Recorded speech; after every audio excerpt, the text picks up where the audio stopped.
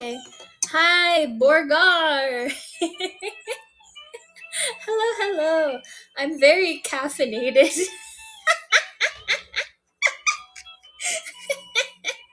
I was like, oh, okay, like I can't stream for like another hour, so let's just like do my thing. And then I ended up drinking like 4 cups of tea. It is funny though because I will drink coffee, and that makes me go to sleep. Like the caffeine in coffee does not work, but like I drink tea to energize myself, and so now I'm shaking a little bit. I'm gonna be honest. My heart's palpitating, just a smidge. Hi, Null. Hello, and yeah, I'm like I could feel my body tensing up, shaking somewhat. Very nice, very concerning. But hello, hello, you guys. Hi. Mm-hmm.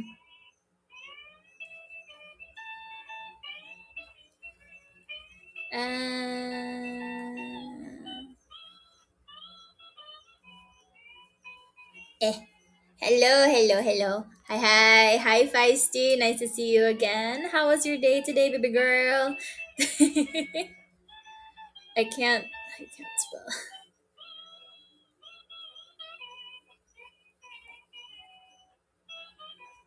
Okay, okay. I'm gonna pull up Twitch. I hate my freaking it's not even my birds, man. It's just like outside birds. Um but yeah, so I am yeah, I am very I don't know. I feel kind of weird because I just ended my period, right? So I was like, "Oh shit, now I can drink all the coffee and tea I want because when I'm on my period, so here's something that people don't know a lot of.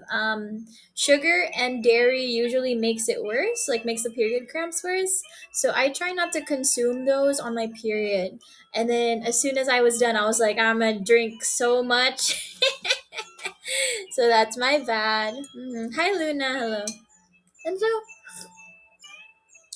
I'm just chilling, just chilling. It was kind of weird too because normally my period lasts like a whole week, but I think mine only lasted like a couple days, and then I was like, wait, am I dying? Am I sick? I certainly felt sick, so that was very upsetting. So it's like you guys probably noticed my very strange behavior or posts on Twitter if you guys follow me on there. So it's like, yeah, pretty much. If I'm on my period, you're gonna see some horny posting. I apologize in advance, or you know what? Fuck it. Like I don't apologize. I don't regret shit.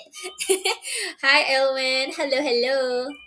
Yeah, so anyways, I have found out some things, and I was just like, oh whoa, what's this?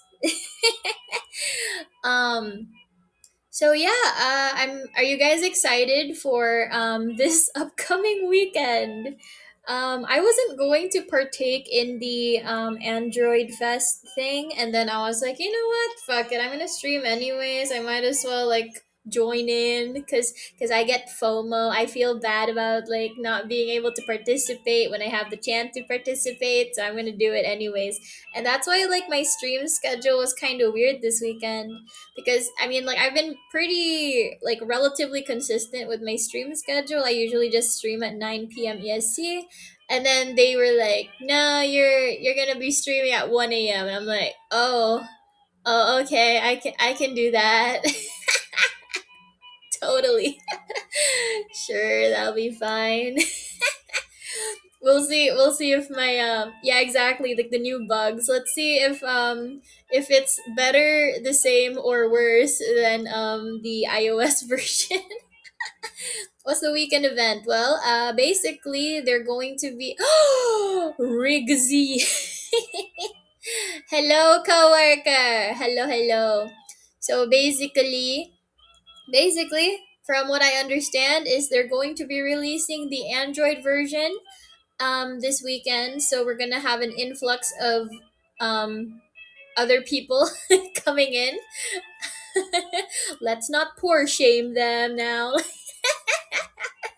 But yeah, it's like so the I'm still going to rely on the restreamers, but it's like we won't necessarily need them anymore. And I don't know what the restreamers are going to be doing. Like I know some people want to just like start making their own content and not like restream so much or clip people so much. So it's like we'll see what happens. No one really knows what's gonna be happening. Like it's all up in the air pretty much, and we're not really sure where how things are gonna go. Oh my god, those birds, dude.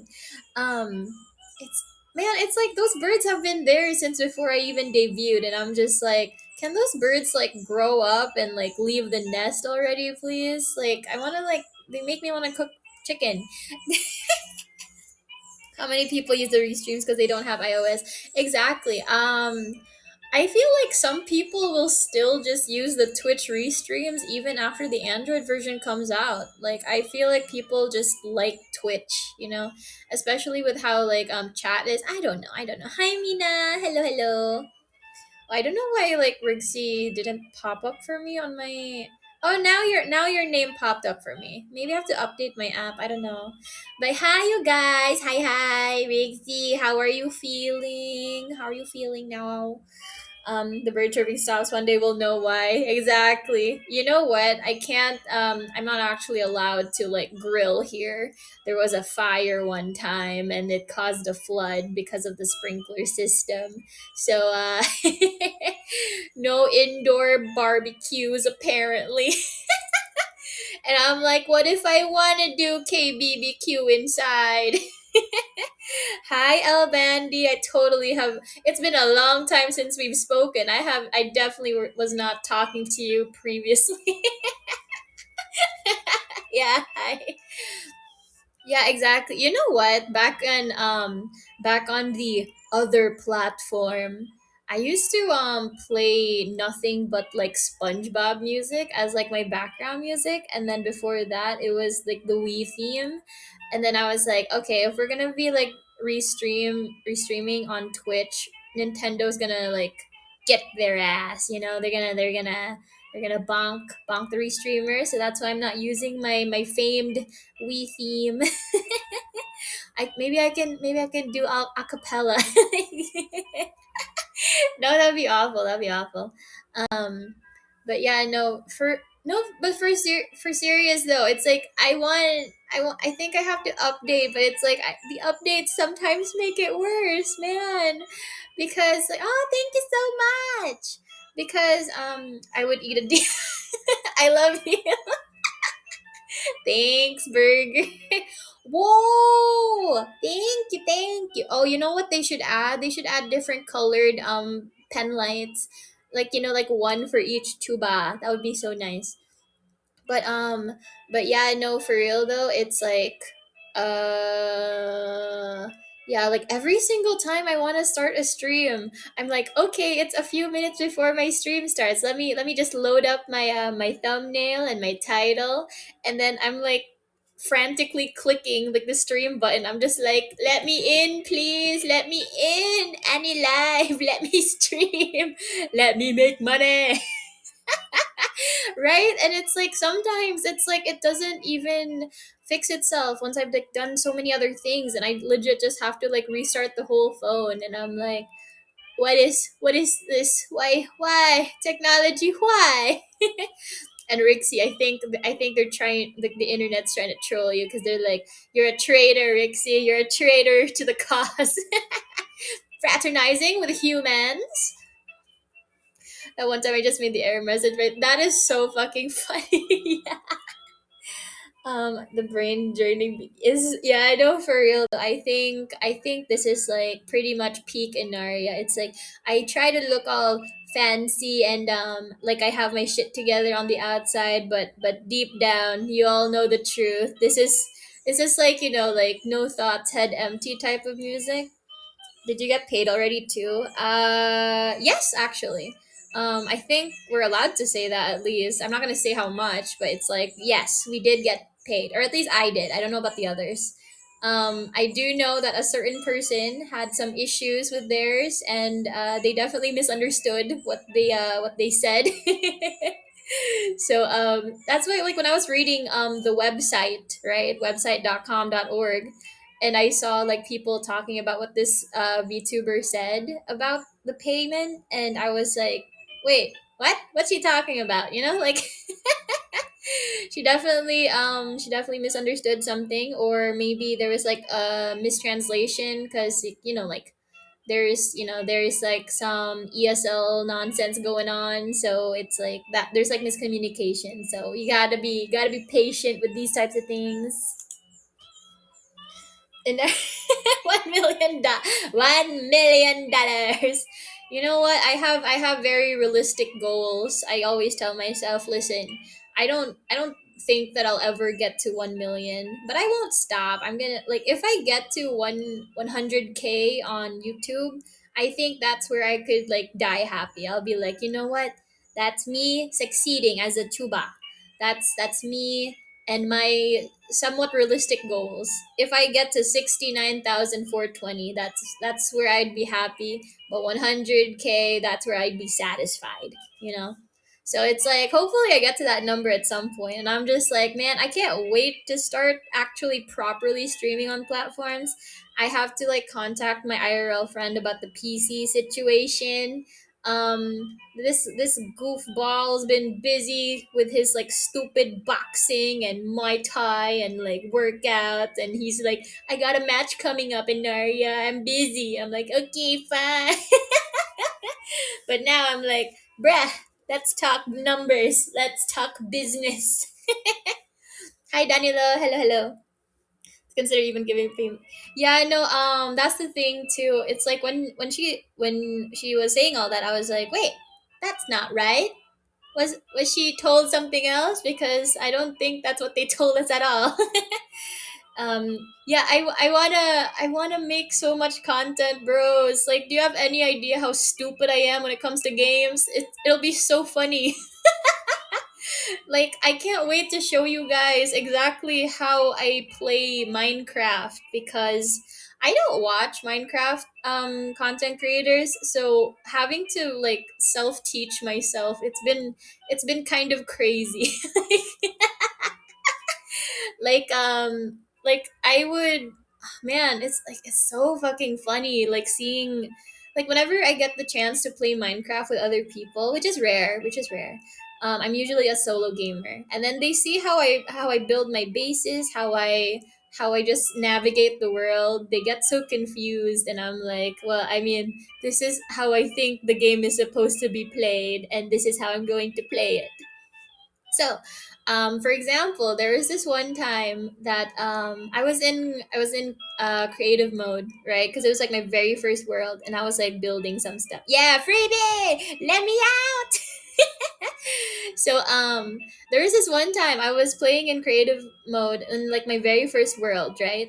And no matter what I did, so okay, something you guys need to know about me right now is that I am Zoro from One Piece levels of bad with direction. Like, I am so bad at navigation, and I can't read a map for shit. I don't know how to use a compass, and no matter how many times I try, like, I can't get like the whole coordinates thing right in Minecraft. It's like, it seems so simple and self-explanatory, but I'm so stupid. So like, so what I did, right, every time I got lost, whenever I'd explore and look for materials, and I would get lost and I need to get back to my base, what I would do is like I would just kill myself, like by jumping off a cliff, or like drowning myself, or like jumping into lava, just so I could respawn. And when that didn't work, what I tried doing was I built these, because again, I don't know how to use the maps. I don't know how to read maps. I don't know how to use the compass very well, and like, even though I take down notes of my coordinates, I'm so bad at navigating. I always get lost for some reason. So what I do is so what I did in that creative world was I would like fly up to the very tops of the highest peaks of every mountain I could see, right? And then I would build giant gold arrows pointing to where my base is. That way, it's kind of like how you have those navigation arrows when you're doing a quest in an MMO. And so it was like that for me. Like that was all I could do. Okay, okay, bye, Ilwin. Drive safe. Bye bye. Here's your kiss. Mwah. The sloppy kiss is for your good night. Um, yeah, so that's how I was bypassing the whole navigation thing, because I didn't know how to do anything that a normal person would be able to do. So I was like, let me work this into my let me manipulate this to work for myself. Okay. What else did I do? There was a lot of bullshit that I was pulling. Okay, okay. So I have like this thing, right, where I don't ever play Minecraft to finish the game. I like decorating, I like collecting stuff. It's very neurodivergent coded, I think. But so it's like every time I start up a new world in Minecraft, I have this tendency to collect horses. I'm not a horse girl. Let me get that straight. Like, I'm not a horse girl. I swear I'm not. But I just thought, like, oh, like, let me just collect them like they're Pokemon. And since they come in different like patterns, I always want to collect as many as I can. So it's like a one of each kind. And so I would build stables, and I would move horses from, like, I would just like find any horse that I can, and with my one leash I would lead them back to the stable. And this one time I had this creative world, and like I had this creative world where I would only find horses spawning at at this very specific part of the map. Like, they would never spawn anywhere near my base. And so I'm like, how do I move these horses from this like abandoned village to my base when it's so far away, right? And so what I did was, instead of just like painstakingly walking these horses like over like hills and like mounds and stuff, and like having to go up and down and like across a ravine and all that, instead of painstakingly doing that each time, because like they do try to get away from you when you're trying to like walk them over those platforms. Instead of doing that, I spent several hours building a land bridge, or just like a bridge in general. It was kind of like an overpass more than a bridge. So I built like a winding staircase because I couldn't figure out this one tutorial that taught me how to make like a redstone elevator. So I couldn't figure that out, even though I tried following it like step by step, like multiple times. So I just built a winding staircase, and it went, and then I built a really long overpass type of bridge from one end of the map to the other, just so I could walk the horses from the abandoned village to my stable back at my base. And I did this for days. I spent hours and hours doing that. And that's when I got my very first video game induced headache. I've been playing Minecraft for 7 hours straight, just doing that. There were so many times where it started snowing, and I was like, I have to keep doing this because my brain won't let me abandon these horses. I need to collect this one. I haven't had one in my stable yet. Exactly. But yeah, it was just kind of crazy, and the only time I would pause is if I was being called to dinner, and then I would go back to like my horse wrangling. It was crazy how much time I dedicated to just the horses. Like okay, so the reason I would play in creative mode and then like switch it to survival mode after like building some stuff is because I don't really have the sense to fight very well. Like, I'm really bad at fighting mobs, and so I usually just kind of cheat and like go into creative mode just to take some stuff. Like for example, like a leash or a saddle. I would just like take those things and then switch back to survival mode. And then I and like to this day I still haven't actually encountered a slime. So I don't know what that's about. Like I know you need slime for some things and I'm just like I can't get one. I can't find But yeah, it's like it's incredible how much redstone you get just from mining, and then I'm like too stupid to use the redstone efficiently. Redstone is basically like baby's first engineering or electrical engineering, and I watch all these like Indian tutorials teaching me how to do this and that, right? And I can't really do much aside from a couple pranks, like like booby traps. But if it's something like a hidden staircase or an elevator, yeah, I'm not gonna be able to do that. But I did make one where if you open the door, then something will pelt you with a snowball. So that's pretty cool. Yeah, but yeah, I'm not so good with the redstone. If someone ever I think they did talk about having like a Nexus Minecraft server at some point. That'd be so fun. And then you guys can witness how bad I am at gaming.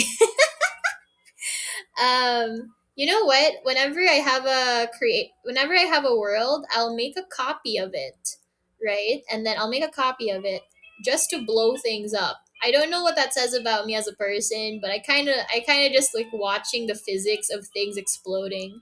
I remember there was that one time in the Dream SMP, right? Because I was watching a bunch of that when it was like the start of the pandemic, and my younger sister got into Dream SMP, and she convinced me to start watching. And I remember this one part where Lamanberg was getting blown up, and I was like just so entranced. I was like, yeah, make that ravine, make that cavern.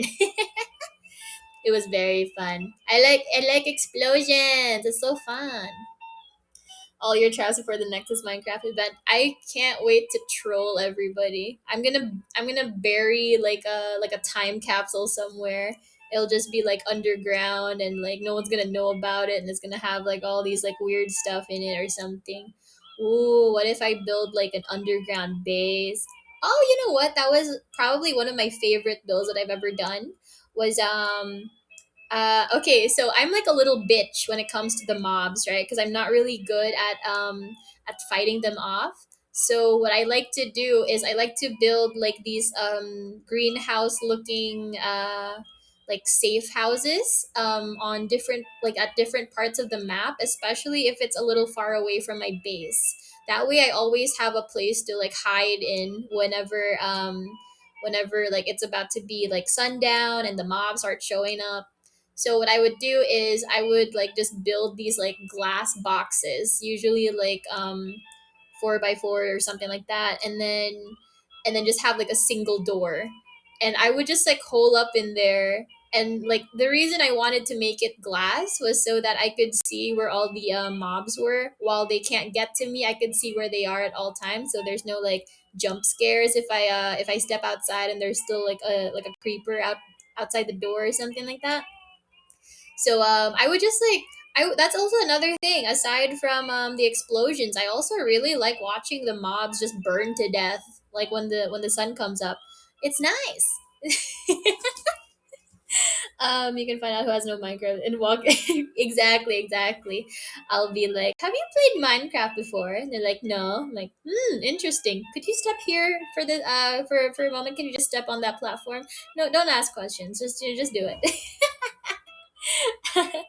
But yeah, it's like ooh, I also there was this one where I don't know why this was happening, but this one world I was in, um, like above my base, there were all these phantoms. Is that what they're called? Yeah, they were just like flying overhead. They freaked me out, but there were so many just like like swarming above my base. And so what I did was I built like this observation tower thing where I could like it was like caged all around me, so I wasn't in any danger, but I could like shoot at them with bows and arrows, so that's pretty cool. Yeah, those bat things. Yeah, I hate them. I hate them. They're what I wanted Morbius to be, man. Like if Morbius turned out to be one of those, that would have been so much funny.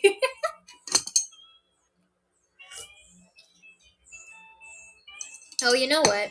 The reason I've been drinking so much tea lately is because I just recently got a new tea set, and I wanted to like try it out as soon as possible. So I was like, you know what? Screw the coffee. Let's just drink as much tea as we can this week. So yeah, I've just been like drinking several cups the past 3 days. Yeah, no, it's like are there tea the tea right now? So earlier I made English breakfast, and right now is Irish breakfast, which is slightly stronger than the English breakfast one.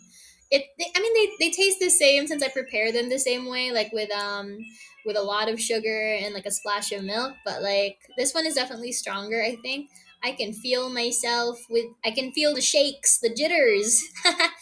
It's like I'm not any less tired, but but my heart is definitely palpitating more. Mm. Yeah, it's like here's the thing that's so funny, right? Prior to the pandemic, I only ever drank like those like green teas, and it was always just like black. So I didn't really like tea. I always just drank it for health purposes, like especially if I was sick and I was like really congested or had a sore throat, I would drink some like green tea with like lemon and like a little ginger. um, but like upon meeting British people back in 2021 online, um, they taught me to drink tea the English way. But then when I told them what I was doing, they were like, that's not correct," because yeah. So I was like telling them what I was doing, and I was like, "Oh, I just added like a splash of milk and some sugar," and they were like, "How many teaspoons of sugar?" And I was like, "4." And they were like, "We only add 1 to 2." And I was like, "Oh yeah, I tried that, but it wasn't sweet." So I didn't like it. So yeah, it's like that's probably what's making me very like palpitaty. um Drank a pot of, ooh, what is that? Oh, you know what's cute? Butterfly tea. It was, yeah, drinking soda. Yeah. Like, who said tea was supposed to be relaxing?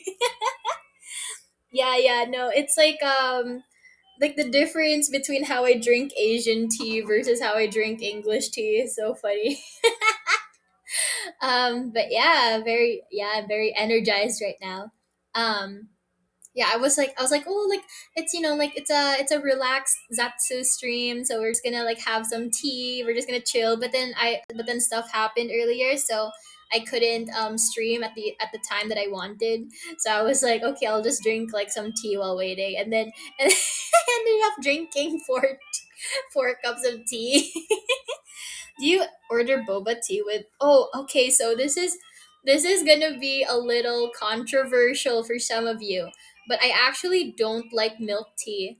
I like boba pearls, but I don't like milk tea. I don't know. It's like maybe I need to try like the whole brown sugar 50% sweet thing, but so far like the one or two things of milk tea that I've had, I didn't really like. So maybe I can try like the more well-known brands like Tiger or Macau or something. I think those are the well-known brands. I know there's others, but yeah. Hmm. Yeah, so I will let you guys know if ever I change my mind about milk tea, because so this is something that a lot of you probably don't know, since like milk tea only became or like, boba only became popular like a couple years ago, like in the western world.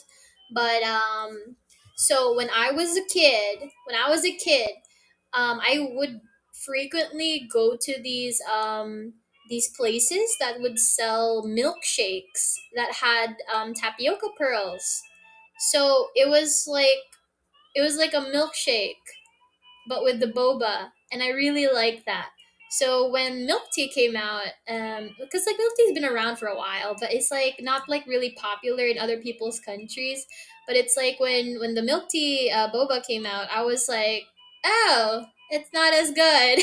I like my chocolate milkshakes. I like my taro milkshakes with the boba pearls.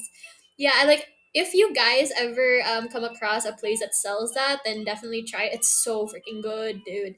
Or you could make it yourself. I know there's like boba kits nowadays, and you could probably just like make it yourself if you can. It's really nice.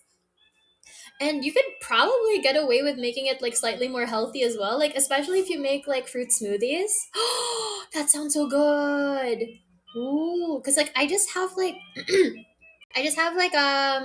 taro or chocolate milkshakes, but a fruit smoothie with boba might actually be really good. It sounds nice. I'm not a big fan of the balls.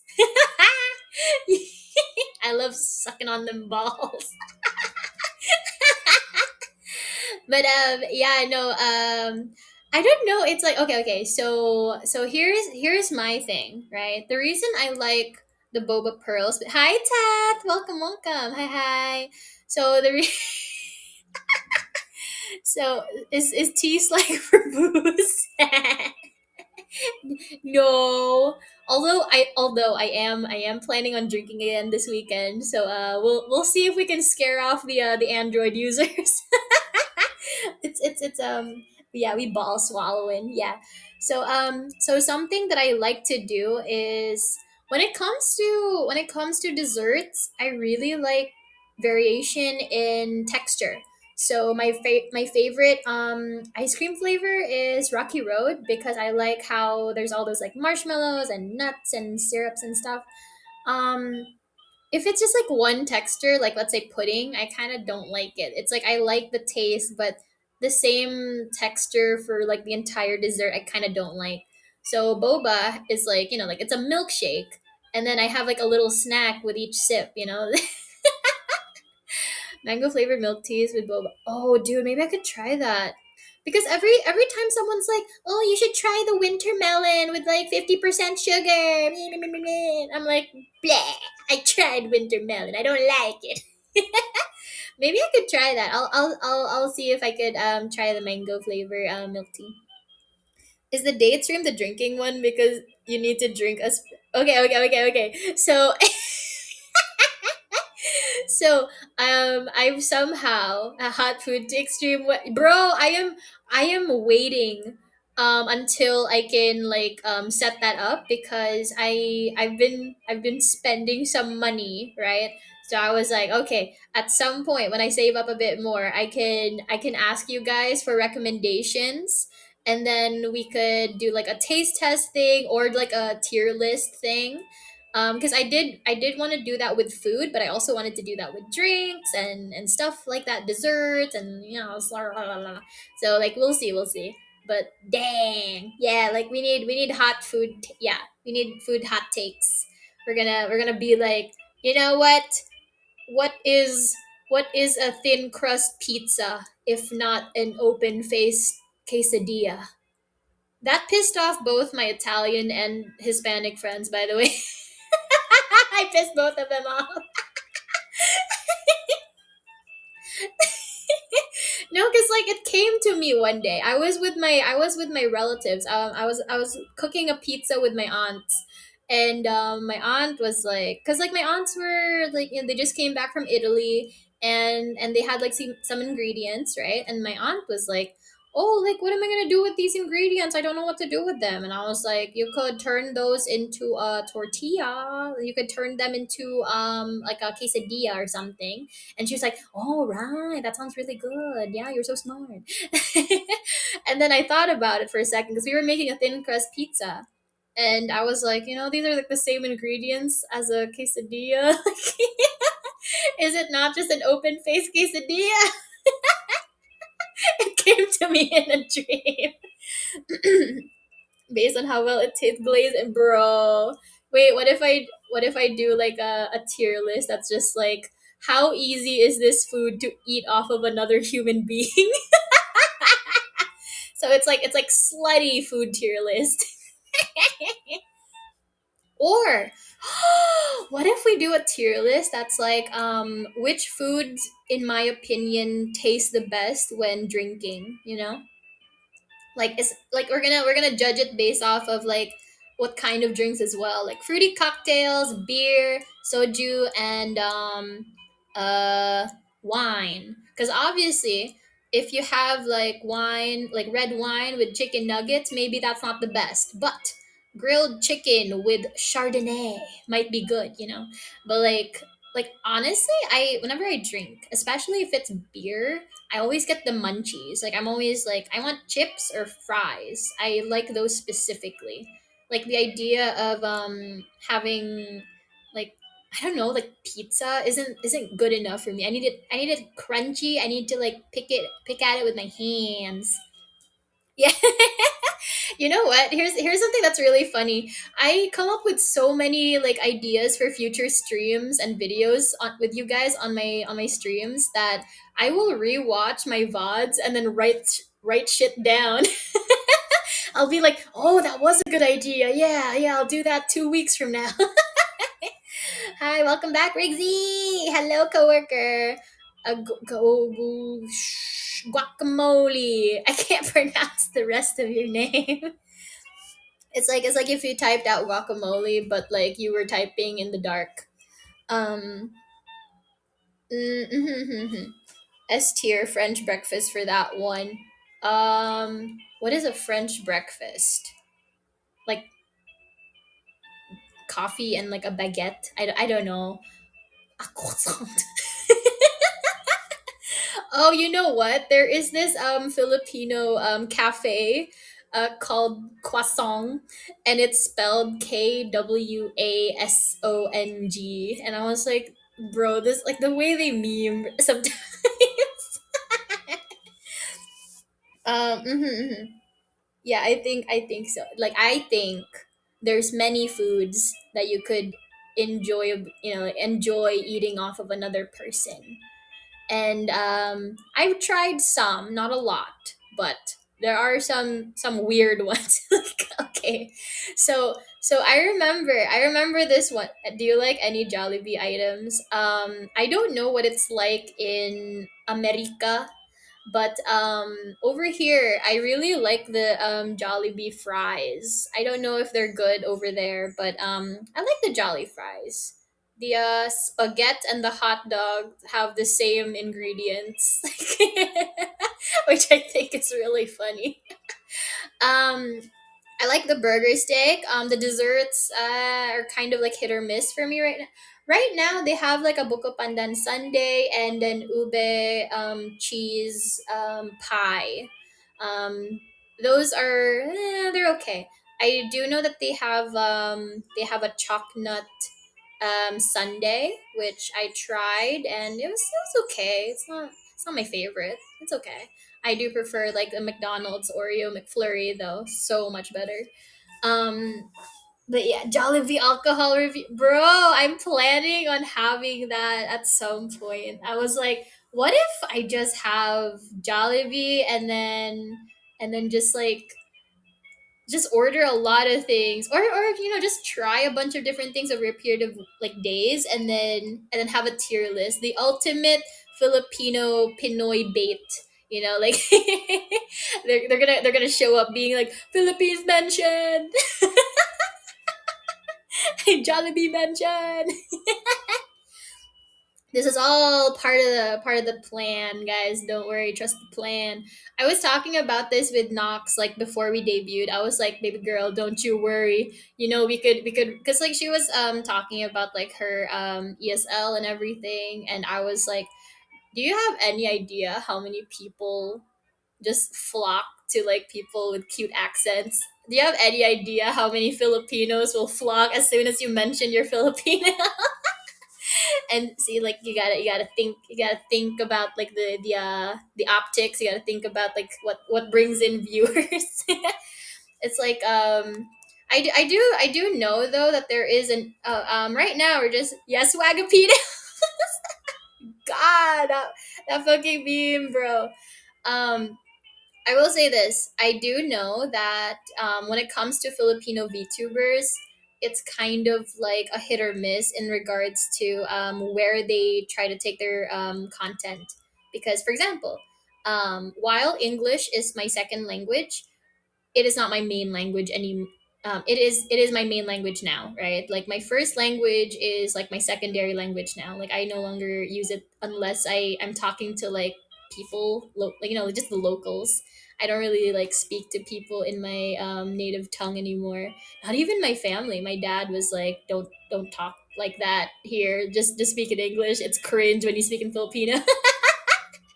Which I think is really funny. Hi Cyber, hello, hello. And and so and so the thing that I did notice, because I don't like how okay. So for example, like let's say a Filipino VTuber starts streaming like completely in English because they want to like reach like a wider audience, right? At some point, when people find out that they're Filipino, they get a lot more Filipino viewers. And then they basically just kind of almost completely switch to just Filipino. Like they'll just like kind of shill the whole like Filipino thing. They'll only talk about like Filipino memes and like current events and stuff, and they'll only do Filipino related content. They'll only speak in Filipino, and that isolates and like that really like that excludes a lot of their viewers. And so I was like, when I joined the corporation, when I joined Nexus, I was like telling myself, I was like, okay, I could totally lean into the Filipino thing, but I don't want to like I don't want to ostracize people. I want to like keep up the whole international vibe. So don't worry, there's not going to be a time where I'm just going to suddenly like abandon you guys and start speaking like purely in Filipino. Like don't worry about it. I think okay, so here's where this is really fun. I'm sorry for being Filipino. Yeah. I did, yeah, we did get called cringe by my dad. Here's where I think it's kind of unfortunate though. I think there is a way to balance both, right? Where it's like you can have like you could like kind of like do the whole nudge nudge wink wink thing to your fellow Filipinos without completely abandoning the international market. Like you can totally have both. And I'm trying to like find like a common ground with that, because I do want to appeal to the locals, since my time zone is better suited for like the weird night owls over here.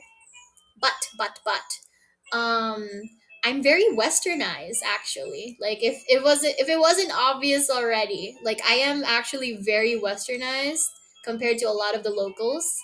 And so my sense of humor and the way I talk is more catered towards like Americans than Filipinos. Like what I was I was on Twitter earlier, and I saw like trending in the Philippines. The number one trending topic in the Philippines right now was like femboys.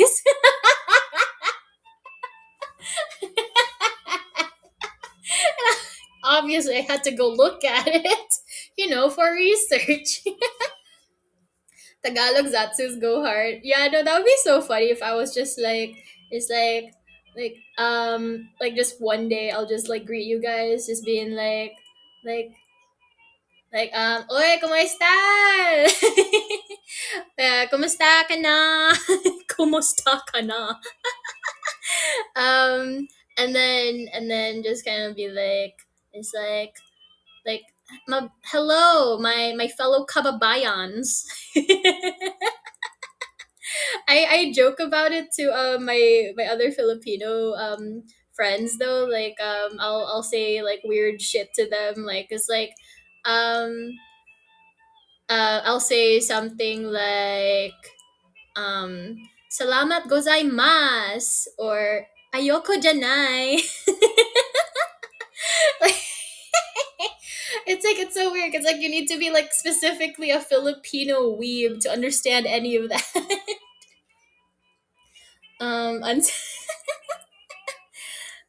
Since I know Spanish, I can probably understand a bit of that. Yeah, no, so which is really interesting. My dad's native tongue. Okay, so my dad isn't actually from here. He's from a different part of the country, and in that part of the country, they speak this language called Chabacano, and it's the one language in the Philippines that's the closest to Spanish. Like it's not like a one-to-one translation or anything, but it's very close. Like my dad will say stuff to me like it's like beneki or something like or like como está, and I'm like okay. um, not optimum pride. Oh, you know what? This was like so funny, but I do remember I used to like back in my like on the other platform that we don't speak of. I did this one stream where I was literally just teaching Filipino to Americans and British people, and I was just like laughing to myself because I'm like, bro, why am I acting like I'm fluent in Tagalog? Like this is like grade 1 level language. ¿Qué pasa? ¿Qué pasa?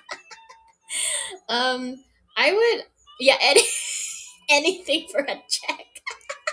Yeah, I'm just like, yeah, let's learn Filipino, guys. Let's start with the basics. So let's count it down. I'll teach Tagalog alongside basic Japanese so we could really fuck up the language barriers. It's like, why be bad in one language if you can be bad in all languages? Honestly, that's pretty much the multilingual experience, because it's like if you guys are English like English speaking monolinguals, as in like you only speak like one language and you only speak English, you don't really get this. But when you're learning multiple languages at once, you're gonna fuck up a lot, and that was basically what happened to me. Because I have like my native language, and then I learned English, and then I learned Tagalog, and here's the thing, no one ever tells you like which word belongs to which language.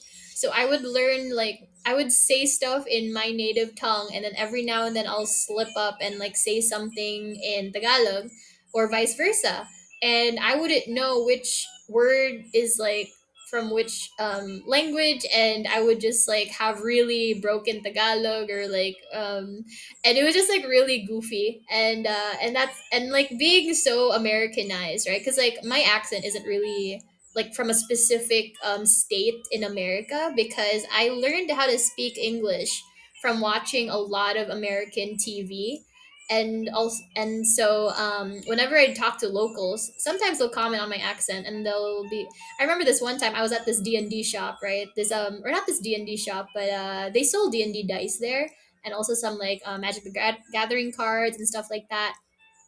And I remember this one time, this guy, the guy selling stuff to us, he said that I had a very interesting accent, and I was like, it's because like I watched a lot of American TV growing up. And he said, no, no, no, like I did that, and I know lots of people who did that, and they don't sound like you at all. I was like, oh, I see. Okay. And every time we're out shopping as a family, there would, like, ever since I was a kid, there would always be people like ask, like all the sales ladies would ask my mom, like, it's like, oh, like did your kids grow up in the States? And she'd have to explain that we didn't. And and sometimes they'll ask us like if we're Phil-Am, which is like Filipino American, and we'd also have to explain that we didn't, and we are not.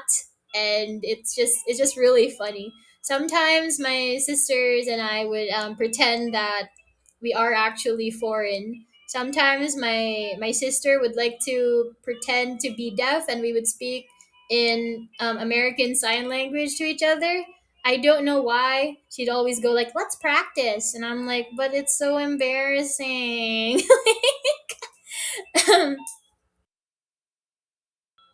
handy in an emergency, but really weird to do it in like a department store, you know? Oh, I do remember this one time. It came in handy when I was doing ROTC training one summer, and my sister was signing to me from a distance, and I had to decipher that she was telling me to practice to practice with my squad or something, and I'm like, what the fuck, don't tell me to practice. My commanding officer can tell me to practice, you don't tell me to practice. Generic Western US. Yeah, no, exactly. That's okay. So that's the thing, right? When you grew up watching American TV, it's like you're exposed to so many different accents at once, because like every actor is from a different state. So you get like basically like an amalgamation of everybody's accents.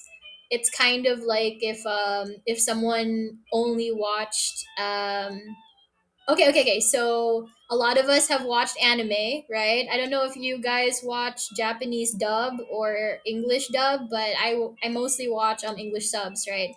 And so if I just like watched all this anime, I'm not gonna be able to tell the accents apart. They all sound the same to me.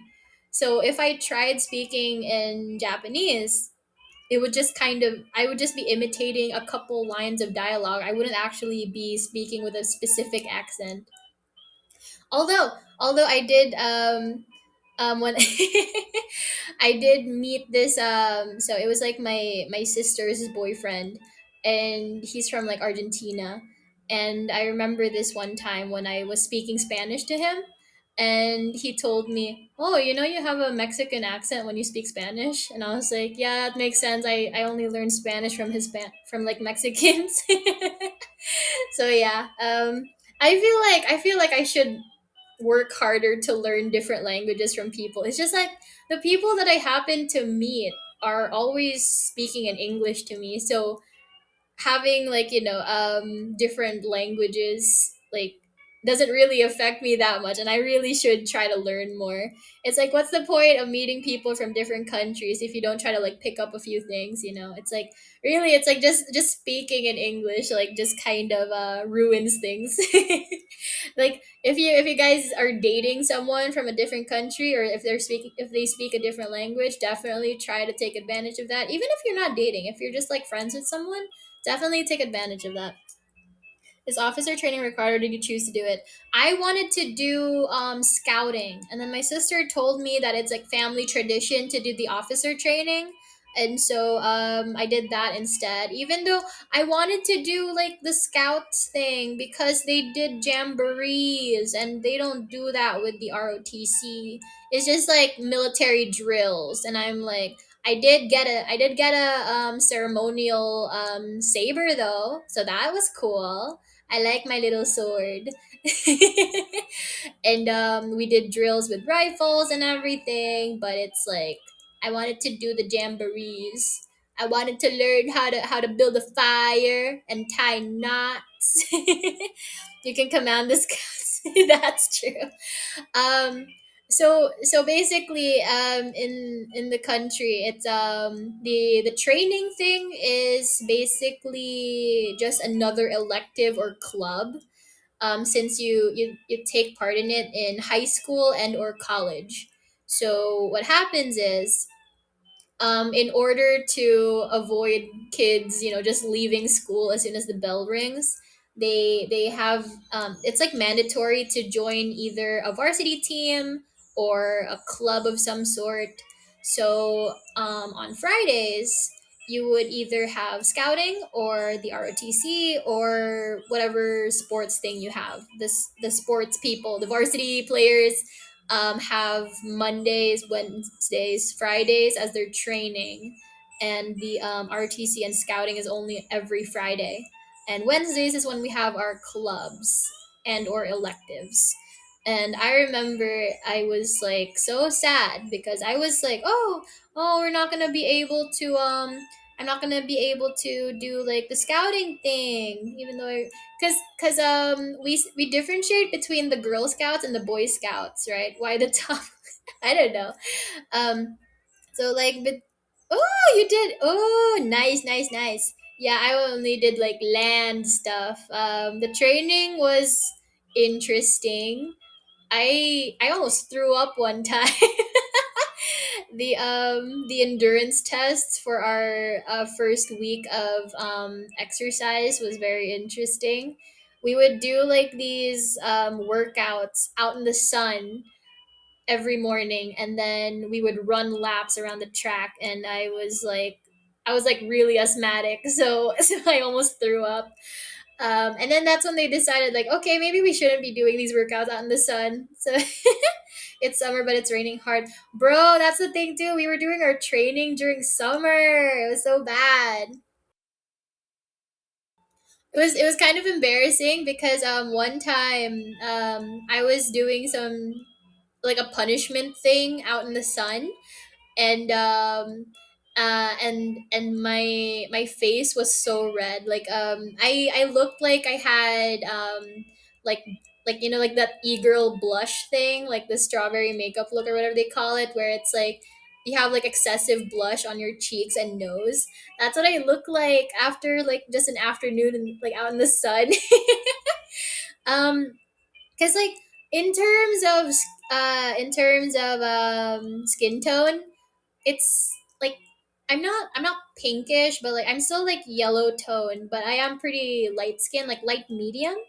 So I do redden and I tan pretty easily. So I try to avoid the sun as much as possible. And if I do go out, obviously I'm gonna have to wear sunblock. Oh, by the way, even if you are like a darker skin person, always wear sunblock, dude. Like even black people need sunblock.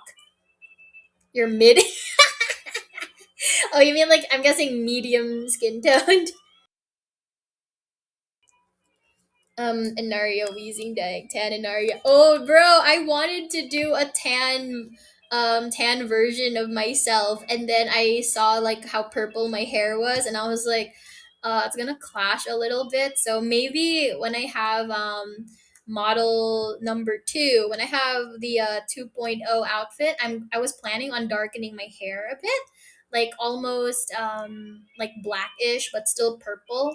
And so then I will get a tan.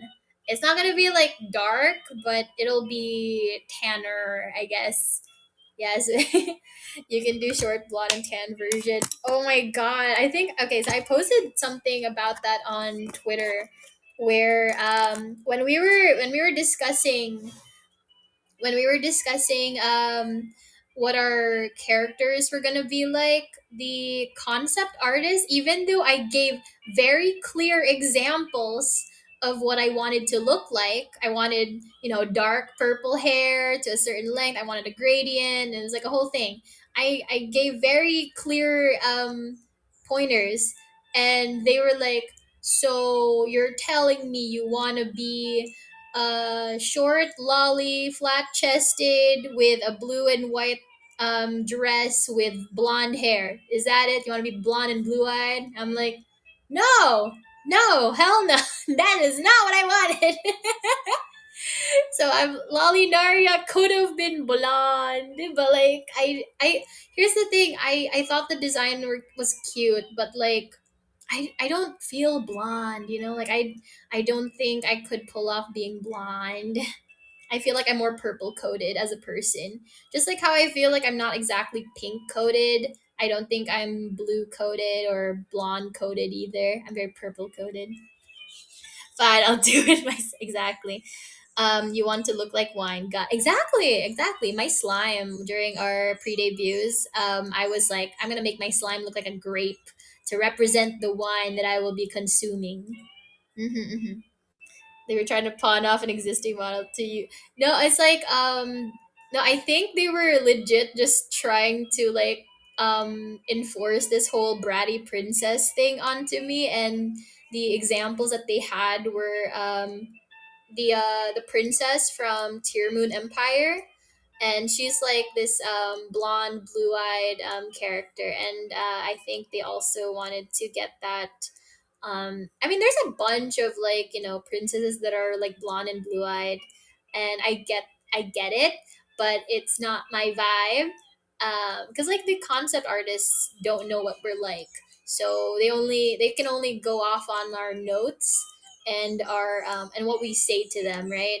So it's like, and that's why, like, if like I don't know, it's like some designs I felt like, oh, if I was given this design, I probably wouldn't be able to pull it off. Like sometimes, okay, so I wanted to look a bit older, but then I realized, I was like, oh, I'm probably not like a dummy mommy, so I probably should like age myself down a little. But I didn't want to be like a kid either. I didn't want to be a lolly because I also can't pull off being a lolly. So yeah, lots of weird decision making. I don't know why I changed my mind so much. It was just kind of like I had it, I do wonder if I'm like allowed to post my my weird PowerPoint-ish slides on my concept. Like I'm not sure if I'm allowed to do. I'm probably allowed. I mean, I drew the damn thing. Just so you guys like know what direction I was going into, and then seeing like the final product, and I'm just like, this is not what I wanted at all. And I was the one who made it, so it's stupid.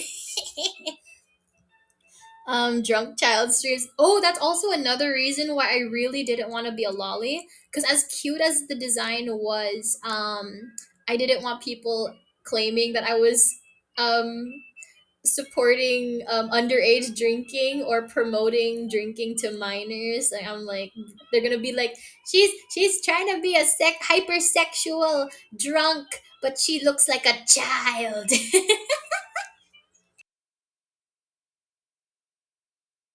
So yeah, so that's why I had a lot of changes. But yeah, it's like, it's kind of one of those things where you just don't know where things are gonna go. But that's why I guess it's kind of good that I was the one who brought myself to life, because I could adjust accordingly.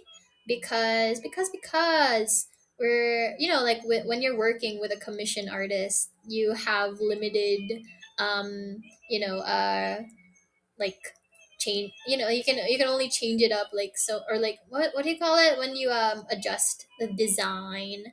Yeah, you can only do that like a couple times before you run out of tries, and then they're like, okay, we're settling for this design. Yeah. Mm-hmm. Refreshing. You'd likely always have tourist pop. Yeah, I know exactly. Like, you have any idea how fast I definitely would have gotten canceled if I had like a lolly model, and then I was like just being like hypersexual all the time. I mean, they already tried to cancel me once before, and that was for a misunderstanding. It's gonna get hella worse. Like, it was gonna get so much worse just from like a glance. I am my own mother. I thought it was funny when people, when I was telling people about it, and they were like asking about my rigors, and I'm just like, yeah, I have two dads and no mom. I'm adopted by the gays. Yeah. Original model was, yeah, bro. It's like, Um, I do want to like make a second outfit rather than a second model, because I kind of wanted. Okay, so take Mori Calliope for example. I like what she does, where she changes the hair and outfit, but she doesn't change the face. I want to keep my face. I like how my rigger rigged my face. You can't see all of the rigging quality though, because like there's limited rigging on here, but in the future. I think like the most I could showcase my facial rigging is when I make like those stupid like facial expressions on my thumbnails or posts or whatever on Twitter. But for the most part, I'm happy with my facial rigging, and so I don't want to do anything to the face. Maybe I'll add like eyeshadow or something like that. Just like, a couple, touches here and there. But I want to change my hair at some point. I want to change my outfit at some point. Because it's like, I mean, you guys already know like the way I was going to bring this character to life. My online persona, right, versus what I was setting out to do, very different. I wanted to be a tea sipping fancy lady that draws and like has like a dedicated following of artists and aspiring artists. That was gonna be my whole vibe. And we're gonna talk about like, I don't know, fan fiction or something. I don't know. And then now look what happened. Shit posters. I don't watch more, but she has a great set of. Yeah, no. Oh, that's also something that I was kind of worried about when they were asking us about our poses, because you know how a lot of the Nexans have specific poses and they don't have like default poses. I think so someone like Rixie has a default pose, but someone like Odette has a very distinct pose that you can't really, like rig to do other things. And I was thinking, oh, like I want to do in my original concept art, I had a pose that was me holding my wine glass like this, and then I had like my legs crossed, and then I was like, why does this look so familiar? And then I realized it was like one of Mori Calliope's poses, and I was like, oh, are people gonna think I was like copying or something? I know she doesn't own the pose, but I was worried about that, so I changed it into like a default pose because I was planning on having like rigs in the future where you know that recent trend of having the models do like a strut or like a walking rig. I like that walk cycle rig is so fun. Like I want to learn how to do that someday.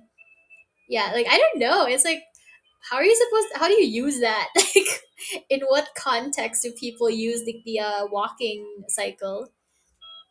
Um Yeah, no, I want to walk. I want to walk out of here. Let me out. I want to be free. Let me escape, please. But yeah.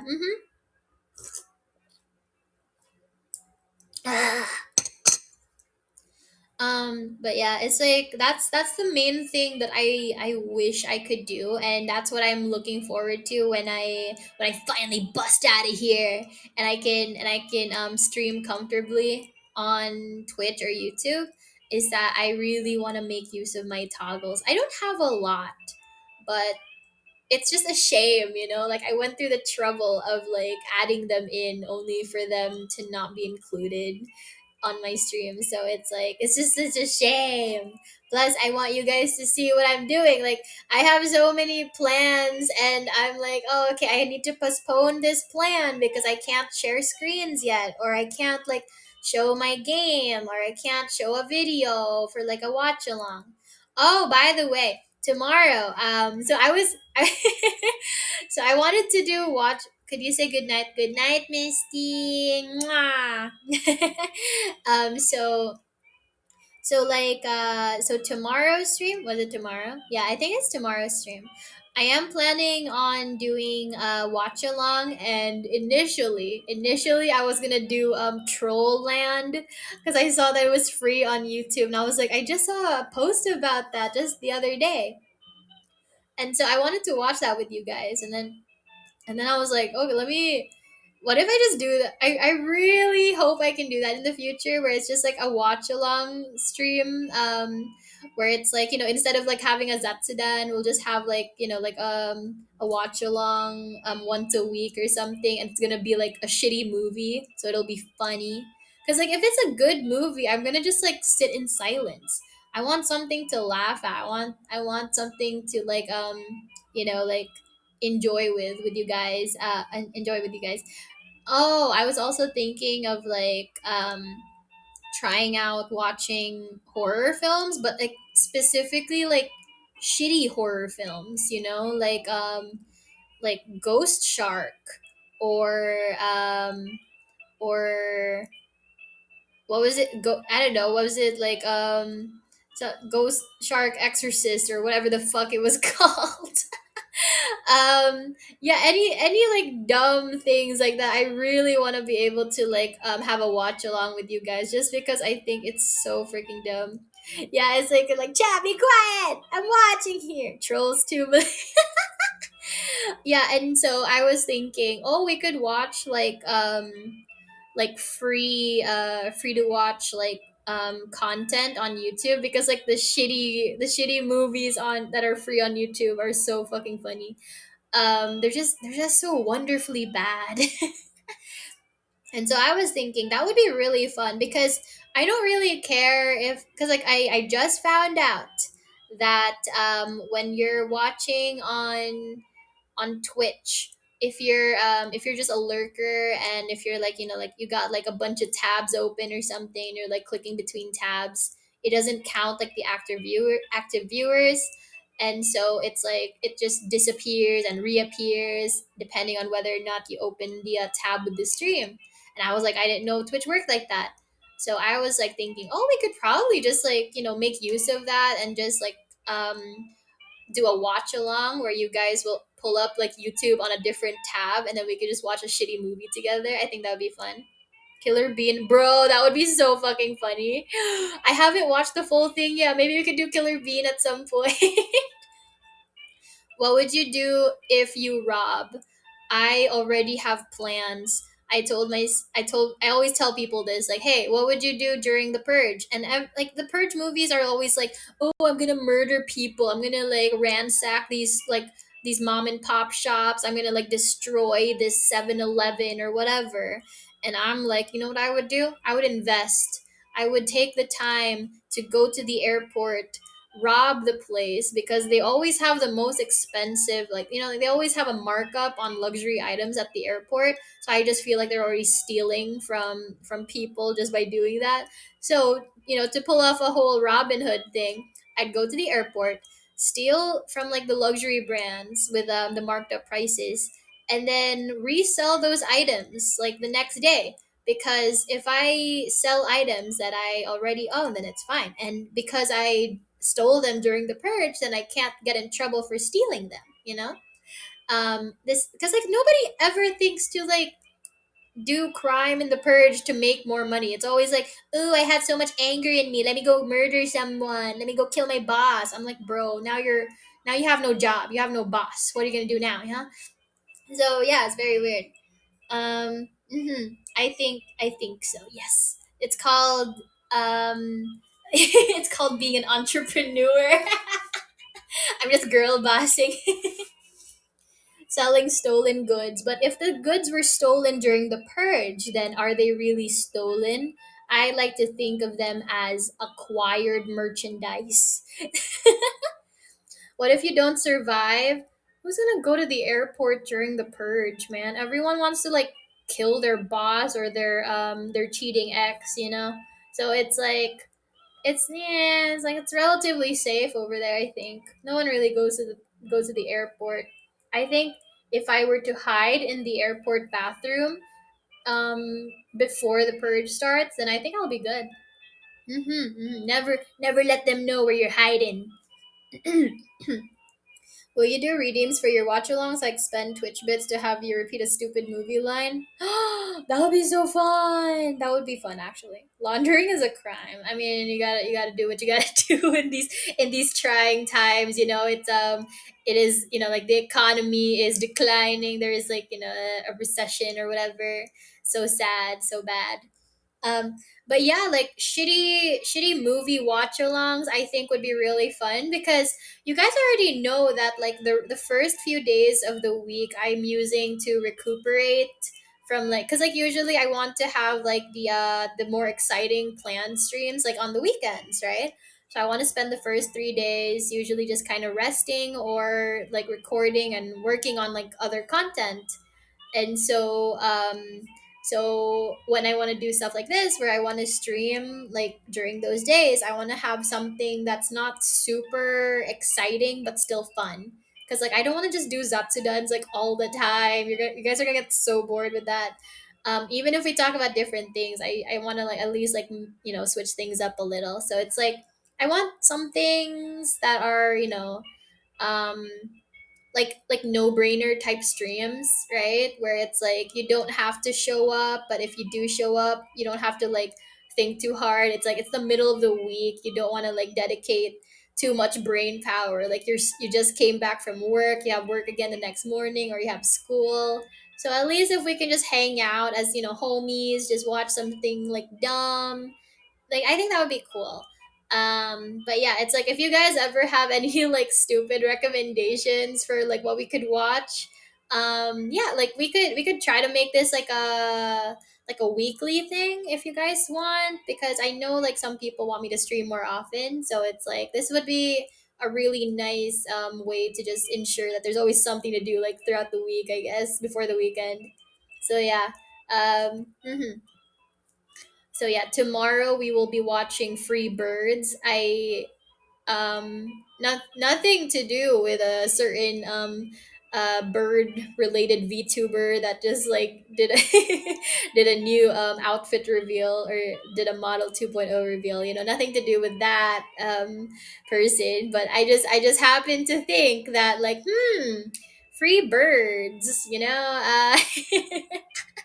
I actually haven't watched that movie yet, so this would be like really good because I like the idea of watching dumb things with people for the very first time. Because like that way you guys get my raw emotions and like my initial reactions to certain things. You know, we're going in blind, no lube, no protection. Oh my god, hello, Beebs viewers. Hello, hello. Mostly bad movies, or at least ones you don't have to take seriously. I mean, both are fine. We could, because I don't know what kind of movies you guys even want to watch. Like, for me, I want to watch like stupid ones, but I also don't mind watching like more lighthearted movies. Like, I do know that I did come across Raggedy Ann and Andy musical adventure that was free on YouTube, and I did think that, and I was like, do my viewers even want to watch that? I haven't watched it yet. So I was like thinking about watching it, but it's like if you guys wouldn't mind that, sure. But again, it's like you guys could send me marshmallows or even like DMs where you just like suggest things to me, especially if you think like it'll be fun to watch together. Because again, during the week, you know, I guess we'll call them like Wednesday watch alongs or watch along Wednesday or something, and we could just like watch stuff that you don't need to use brain power with, right? So it's like it's gonna be dumb stuff or lighthearted stuff, and it's like it's just something to watch with friends, I think. Do you have a favorite movie you rewatch? Ratatouille, mainly because I like anything that has food content.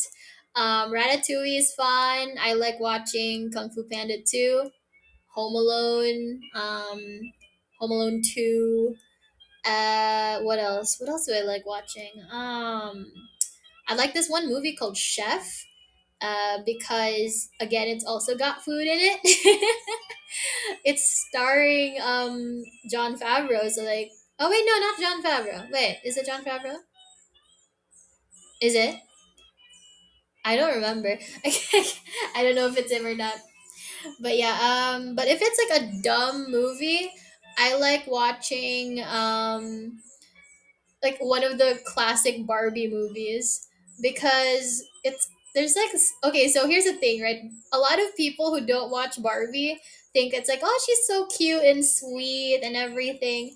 But when you watch like the OG Barbie films, Barbie's sassy. She's like really sarcastic half the time. She's got like an attitude, which I really like. Which is very different from how she's being portrayed like nowadays. But it's like in the OG movies, she was like really, really fucking sassy, and I like that. And so I would watch I would rewatch Barbie in The Princess and the Pauper, mainly because it's so dumb half the time. Like there's like the villain guy Preminger. He's such a fucking like he's so fun to watch. But yeah, it's like I don't know. It's like there's movies that I like watching because they're good, and then there's other movies that I like watching because they're dumb. For example, I like watching Arthur Christmas because it's dumb, but it's like it's also good in like a weird way. You know, it's like I think oh, you know what? The Bee movie. I watched that one too many times, I think. And I remember this one time I was scrolling on YouTube, and then I came across this channel called Cow Vibin or something. and they like to do these vocoding edits of songs. And if you don't know what vocoding is, it's basically like, um how do I put it? It's like, so you have like a song, and then you vocode another song to like the the rhythm or the beat or the melody to that other song or something. So it's like, it's really weird. I don't really know how to explain it. You just have to like watch the damn thing. And I remember this person came out with an entire video that was literally just the full B movie. It was literally the entire B movie vocoded to Gangsta's Paradise, and there was like this weird filter, like inverted colors filter over it the entire time. And you know what? I actually watched it from start to finish like that. I just had a lot of extra time that day for some reason. But obviously they had to take it down because of copyright. But I know that there was like a re-upload of that. So if you guys find it, it's really fucking funny. And yeah, there's like a bunch of weird stuff on YouTube that I just come across. Sounds like the bad lip reading videos, bro. It's so fuck. The bad lip reading videos are so funny. They're so dumb, and I don't know how to read lips at all. But I like seeing people try. They're just so fucking funny. Um. Yeah.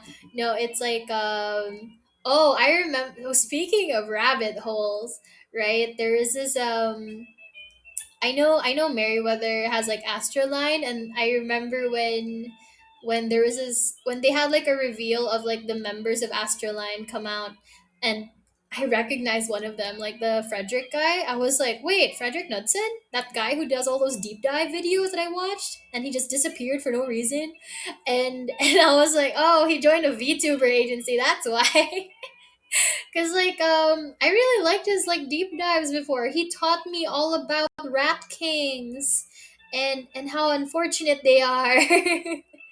So yeah, lots of speaking of rabbit holes, right? I don't know if you guys would be interested in this, but I was going to do this for tomorrow's stream, but then I decided to I changed my mind because I was like, you know what?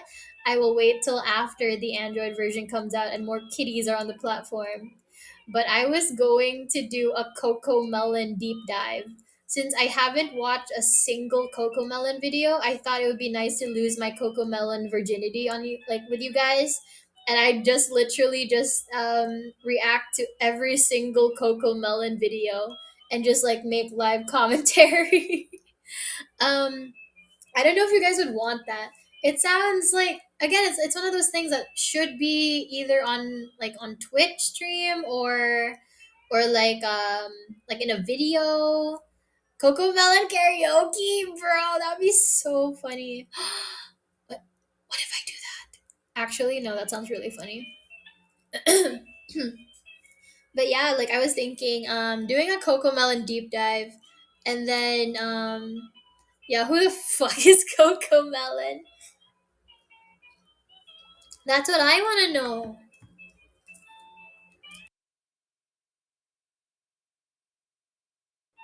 Whenever I mute my mic for a second, it's always to like clear my throat because I don't want to be doing like my weird dad cough like in front of you guys. um but yeah, no, Coco Melon is something that I personally have never touched, but I do want to know what it's about, so it's like if I'm gonna have to do it for funsies, I might as well do it in front of a live studio audience, and that's what I was thinking. I was like, oh, if I'm like, I could either make a video out of this or make a live stream out of this. I don't know what you guys would want, but I'll probably do a live stream instead. Maybe I could do a video in the future, but yeah, like I don't know. I don't even know like what direction I'm gonna be taking the YouTube channel right now. I'm gonna be uploading like ASMR and roleplay stuff, but like you guys know I'm gonna be doing like mobile games and stuff like that at some point. I don't know how to pronounce that, so I'm just gonna say yen yen yen. Hello. Dad comes behind a paywall. Exactly. You guys, oh my god, I was so pissed off that one time I sneezed on stream, and I was like, no, I was supposed to put that behind a paywall. I didn't mute myself fast enough. um, but I don't think I can follow you on that road. I'm not drunk. Wait, El Bandy, should we do a drunk cocoa melon deep dive? Where it's like we're all just drinking. That could be like the weekend. No, not weekend. That could be like the Wednesday watch along at some point. Instead of watching a bad movie, we just all collectively watch Coco Melon while getting wasted. Oh man, that'd be so funny. We should do that anyway. Wednesday wine, yeah, wino long. Yeah, that would be fun. Cause when I got work, I can't get wasted under the week. Okay, okay. Yeah, you know what? I was gonna drink after my Saturday stream, and I was like, do I want to be hungover for the next day? I don't know. Losing my job with Enaria. Hey, listen, I'm worth it. I'm not, but I'll gaslight you into thinking I'm worth it. think of all the think of all the tummy pics I could take for you. Think of the feet pics, the bullying ASMR. Oh wait, remember I was supposed to do like office worker ASMR, but it was gonna be like drunk coworker, drunk coworker on Twitch. She can zoom in. Yeah, no, I was like, I remember I was thinking like, oh, should I put on a skirt or should I make like a skimpier outfit? But then I was like, oh, if I'm gonna be a princess, I should start out with a dress and then slowly work my way into casual clothes. And then I was like, I need to show some skin somewhere, and I was like, I'll give myself boobies. I'll give myself a boobie window. But yeah, it's like in my next outfit, I was thinking of like a crop top or some sort of. I just want to show my belly. I want to show my belly button. I like tummy. But yeah, what the fuck was I talking about prior to the Coco Melon thing? Oh yeah, so tomorrow we will be watching Free Birds. At the moment, it is currently still available on YouTube. We can all watch together. I downloaded it offline so that I don't have to worry about ads while watching. And if you guys are going to watch along, I will be watching the video with earphones so you guys don't hear my end of the movie. But we'll just kind of like have to start with like a countdown, kind of like it's like, okay, we're watching in 3 2 1 play, that sort of thing. And then I am still like looking for more shitty content or lighthearted content to watch with you guys. So it's like hopefully we'll be able to watch Trollland next week, or we can do the Coco Melon thing. I'm not sure yet. I haven't decided. It's kind of like it depends on my mood. Like I was gonna do a karaoke stream this Thursday, but then I changed my mind. I was like, no, I gotta save it. See, that's the tricky part that they don't teach you about when it's when it comes to VTubing. Hi, Trax. Nice to see you again. This is the tricky part. They don't tell you that it gets weird when you come up with a bunch of different ideas for streams, only to decide like, hey, actually, maybe I should reserve that for next week or 2 weeks from now. It's very tricky because you have to like time things properly. You don't want to use up your good ideas too soon. That's why you guys won't catch me with like a buldak ramyun batsu, because I am reserving that for milestones. Like I know Leo Bell wanted to do that, and then I was like, no, like I'm gonna save like my first time trying buldak for my milestone streams on YouTube. So at the moment, all my punishment streams are gonna have to be like drinking. Um, your stream starts right as I'm heading home tomorrow. I'll have fun catching up if I can. Oh yeah. No, yeah, for sure. That's the thing. I'm so sad. It's like they messed me up. They made goofy. Or do you mean my stream tomorrow? drinking batsu is boring. It's only fun because I drink stuff that I hate. Because people were like, Inaria, if you just drink like the stuff you normally drink, then it's not a punishment. And so I was like, okay, I'll buy a beer that I really hate. And then I was like, oh, the uncle drinks are really bad. And I remember at some point I got so drunk that I started not minding the taste. And then I got like an epiphany. I was like, oh, so this is why people get drunk so much. Because I always wonder, like, why do people tolerate this? It tastes so bad. And then they tell me stuff like, oh, we don't drink it for the taste. And I was like, why not? And then I got so drunk that I didn't mind the taste of like the beer. And I was like, oh, I get it. And then as I was sobering up, it started tasting bad again. And it was just really gross. um, Make sure to hydrate. That is the problem. I always forget to drink. Mm-hmm. Movie timestamp updates on AniLive chat. Oh, okay, yeah, that would be fun. Um, should we be forced to do sussy stuff?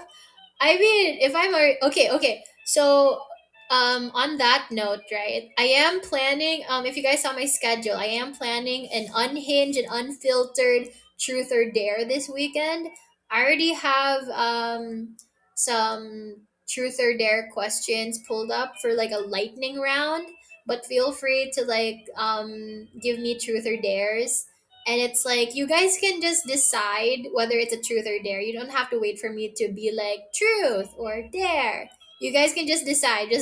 Just tell me to do something or ask me a weird question, and it's kind of like it's like a challenge to you guys, the chat, right? It's like I want to see if you guys can actually get to a point where I don't want to do something or I'm not willing to answer a question. If it can get to that point, then I don't know. We'll see what happens. If you guys want a reward or if you guys want me to do a punishment. Like I always think about like those VTubers that have like a punishment punishment wheel, and it'll land on something like, chat decides on a tweet or something like that. Pushing an hour to see how far. Yeah, push me to my limits. But yeah, no, for real though, it's like that's what I kind of wanted to do. Hi, Yuya. It's like I want to see how far we can take it, because you guys know that I'm pretty much down to do almost anything or answer any weird questions. So if I actually am not willing to do something, then I'm gonna have to do a punishment, which I don't know. Should I just do like a weird like drinking thing again where it's like I hate the thing that I'm drinking? Like, should I just buy like shitty beer again? Ah, thank you, thank you.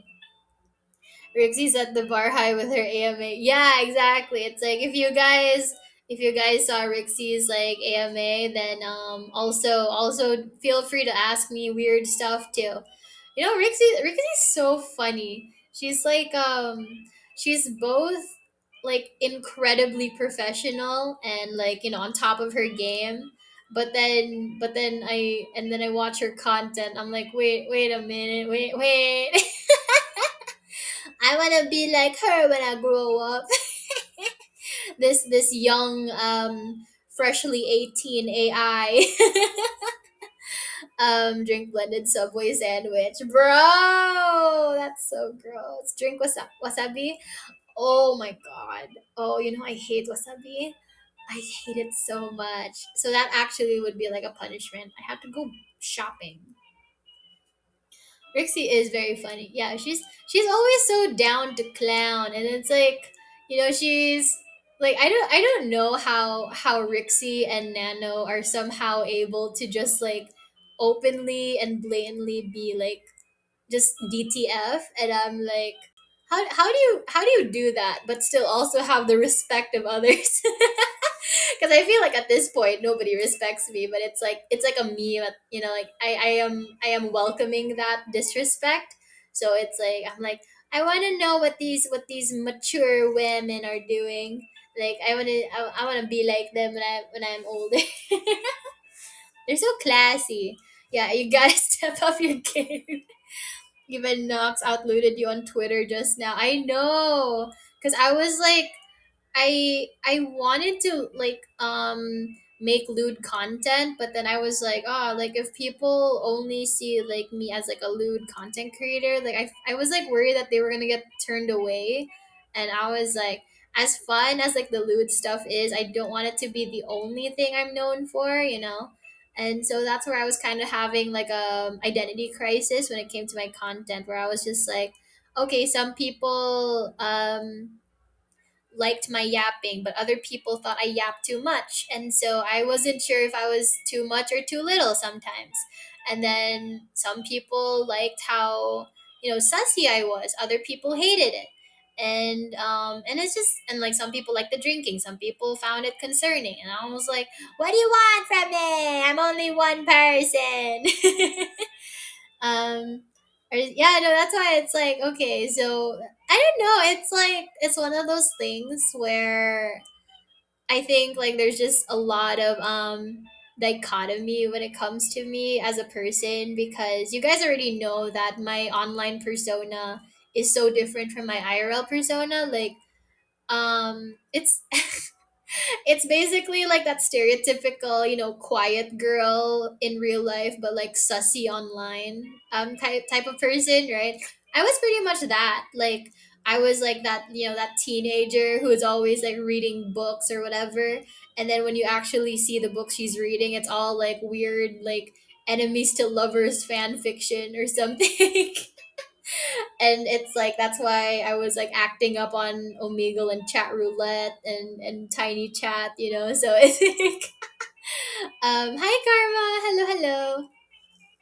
Just be the you that you want to be. I want to be so many things. um Incredibly, yeah, and I think so too. It's like she's great, I love Rixie. But yeah, no, it is interesting because I've been she wants to be a stripper.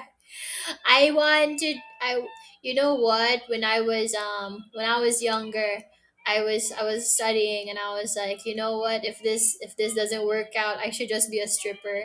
And then at some point I realized, oh, to be a stripper you need to actually know how to pole dance, and I don't know how to do that yet. And I was like, okay, maybe I'll just be a cam girl, at least I can do that while sitting down. And then and then I guess VTubing is similar. Oh man, imagine if I had access to more consoles or tech, right? I could have been one of them like VR chat strippers or something, or lap dancers. That blew my mind when I found out about that. I thought people were joking. I didn't know there were actual like VR chat strippers, bro. There's like even pole dancers and everything. It's crazy. You would need a model that can do that. Yeah, yeah, yeah. I want to rotate. I need to like make turnaround reference sheet at some point. Project Melody. Yeah, exactly. Like when I found out what other people were doing, I was like, "Oh, we can get away with that." Oh my god. If you're in your underwear. I decided to wear clothes today. Thank you very much. Normally, I would just be in a sports bra and my panties, but today I decided to wear pants because it's been getting cold lately. Very, very sad for me. Like, I was freezing at night and I was like, oh no, I'm getting the sniffles. Will I be able to stream? It's summer though. It's slowly starting to get cold for us over here.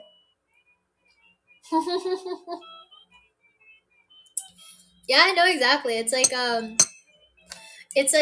here's the thing, right? No matter how you feel about sex workers or lewd content creators, you can't ignore the hustle and creativity of some of them, right? Like they really want to try to toe the line of what's legal and what's not.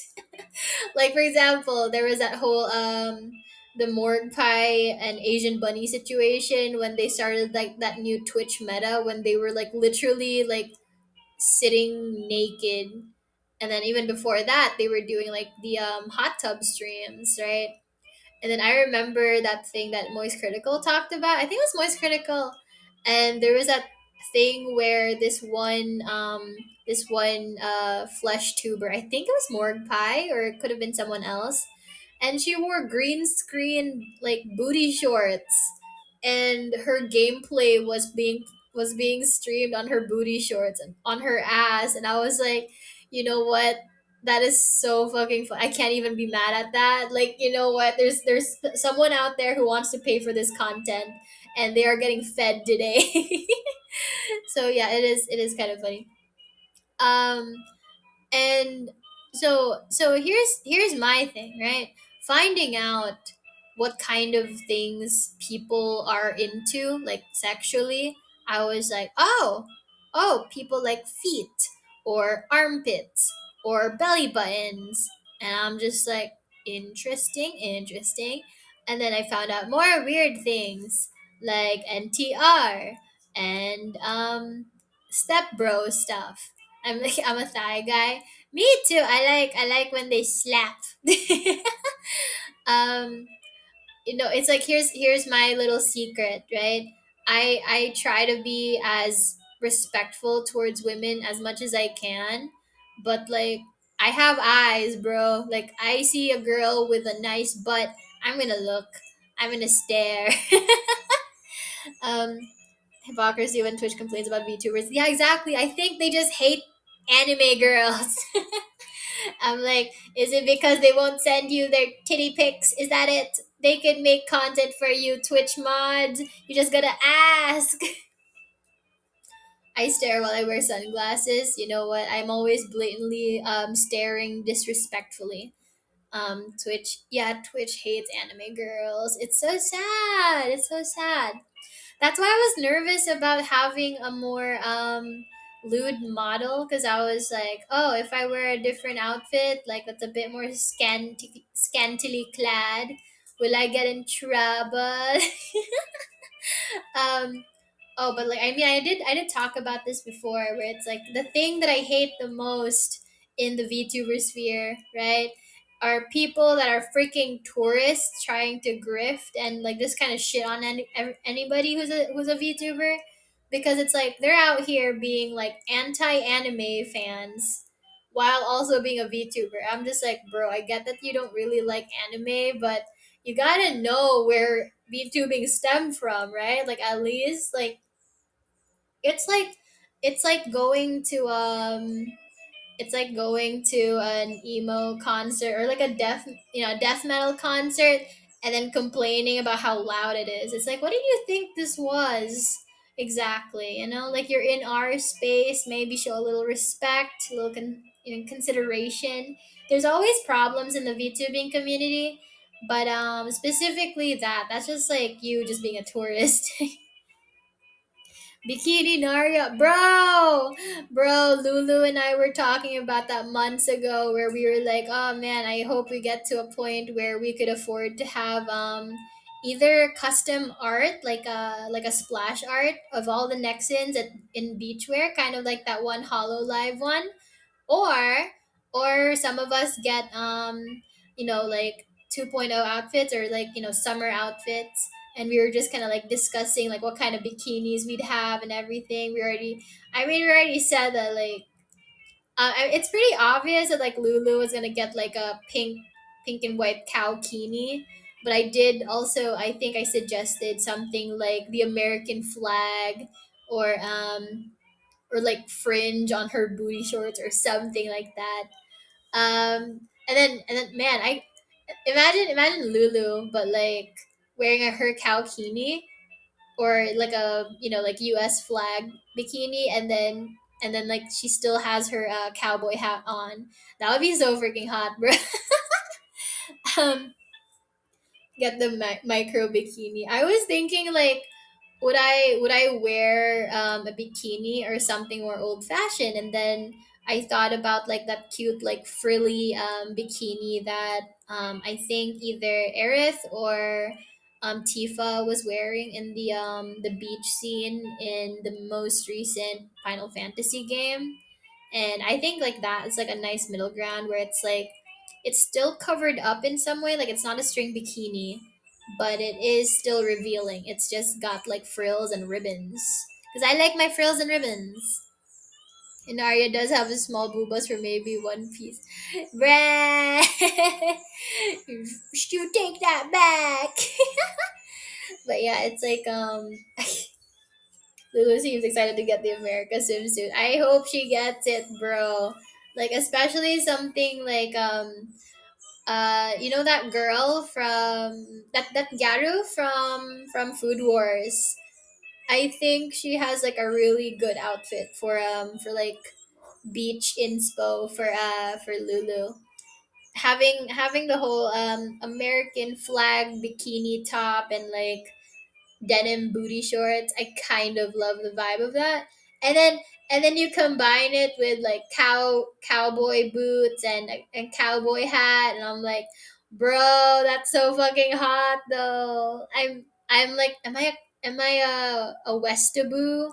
You know, like those Asians that are really into cowboys. Am I a Westaboo? I don't know.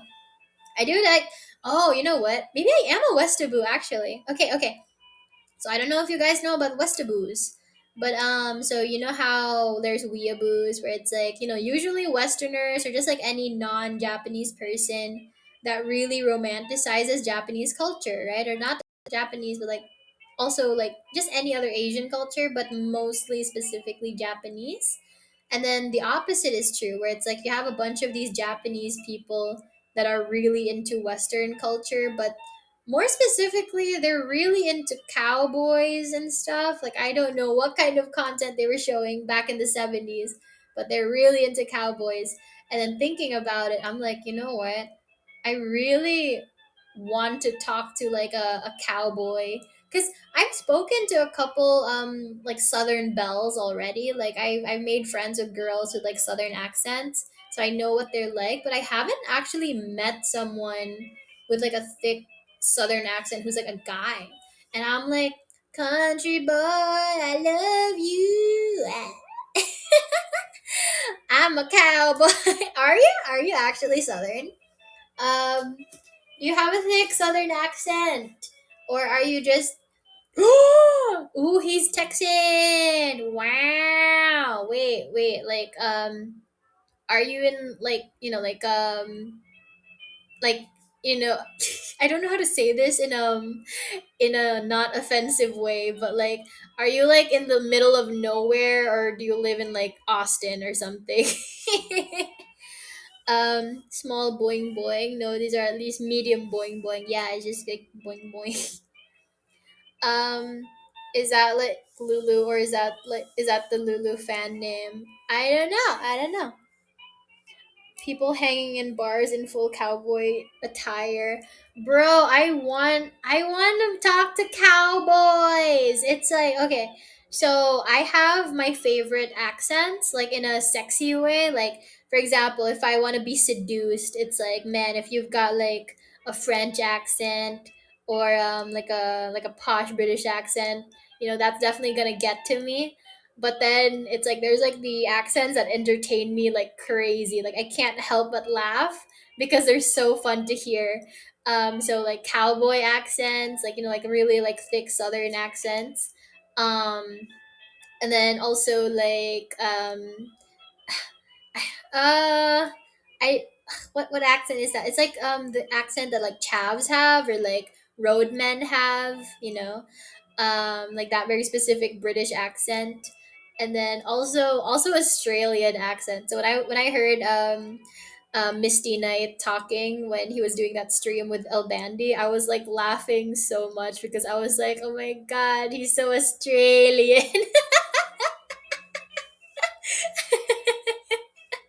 Misty, if you ever watch this VOD, you know I love you, man. Like, but that was yeah. Like I love listening to Australian stuff. They're so funny. That's why I really enjoyed watching Bluey. Like just listening to how Australian everyone sounds. I was so entertained. I live in the city, but originally from the countryside. Oh, you're a city boy. Switch between country accent to city accent. Oh, okay, okay. the odds is strong within him. Um, mhm, mhm. So do you guys have accents that you're like not necessarily attracted to, but you just love hearing? Because people don't talk about that. Where it's like, what accents do you find funny or just like fun to listen to? Um, I think a lot of people probably enjoyed the fuck out of like Ugandan knuckles for a very specific reason. Like it's like you don't have like but a bajillion people going like, do you know the way, without like enjoying that accent just a little bit, right? Like that that was kind of like the whole vibe. The same thing when Black Panther came out and people were like trying to imitate their accents. I think it's the same principle. I think it's just like an accent that you don't necessarily find funny, but you definitely find entertaining. Canadian accent. Oh, like I'm sure you mean like the really thick Canadian accent, because um it's like I've spoken to like some Canadians, right? And depending on the region, it's like they really just sound American until you hear someone going um like oat, or a and that's why like I keep making jokes about it. It's like, oh, like like you're basically Minnesota. Like when I hear Canadian girl talk, that's cute. That's cute. Are you, or was that someone else in the company? I'm not Canadian. That would be so funny though, because they're like, yeah, it's like whenever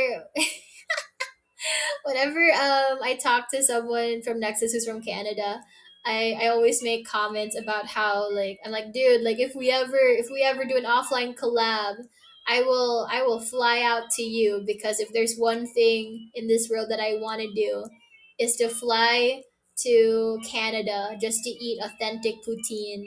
I don't want anything else. It's like I don't care about the moose, I don't care about the skiing, I don't care about the maple syrup. I'm only there for one thing and one thing only: Quebec's national dish. Quebec's not a nation, but you know what I mean. Few Euro streamers lately that are fun. Oh, like what accents are you enjoying so far? I've been watching a lot of the Hollow Justice girls. Not their full streams, but just like some clips here and there. And then I'm like, oh my gosh, they're so fun. They're so fun to listen to. Because it's like when people were making memes, I thought they were all gonna be British, so I was surprised that it was like only like one of them that was like British. Everyone else was like from a different country, and I was like, interesting, interesting. Maybe three or four in the company. I can't confirm unless they themselves said that they're from Canada. I usually wait for the hype to calm down, although the British one seems like she's going to be good already. Right? Right? They're like, oh my god, like I was like so impressed by them, and I was like, I want, man, it's like I wanted to be as unhinged and also simultaneously classy,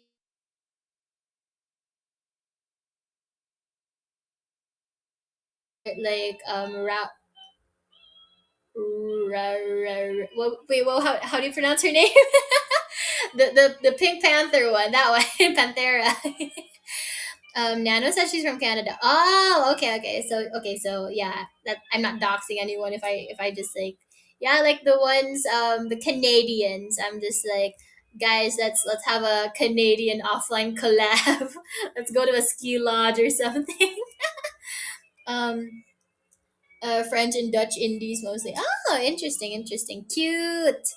Um, Oh, Ilwin, in comparison to the French indies that you watch, how does someone like Fayley compare? Like, is there a difference in the vibes? Like, I don't mean like like if they're like ESL or whatever. I mean like in terms of content, because I definitely don't do Filipino content. So it's like I definitely differentiate from the average Filipino VTuber. Like, I mean, if I was a standard Filipino VTuber, I already would have played Genshin for you guys. Like, I probably would already be playing like Valorant or like Mobile Legends. I would have mentioned Jollibee way more. Um, like Game Theory maybe closed, and I'm not sure who's the other one. Ah, okay, okay, okay. I do a game with Nano. Interesting. She's the only French one I've seen. Ah, okay. I drink when she says sorry in her. Oh, sorry. Like, oh, I'm so sorry. I don't know how she says sorry. I like yeah, no, for real, it's like imagine one day I just crack from the pressure and I'm just like, you know what guys, fuck it. I'm gonna be a Genshin streamer from now on. I don't care. I've lost my mind. Yeah, that'd be so fucking funny. Because I think about Genshin gamers and Minecraft streamers and all that and how they differentiate from VTubers, right? Because I think I talked about this before. VTuber, yeah, please don't even joke about. Don't worry, guys. You already know my plans for Genshin are petty and spiteful. Like I am sick to death of all the Genshin ads that I am going to make petty content with it. I'm gonna be like brutally honest. I'm not gonna like shit on the game if it's not something that's called for.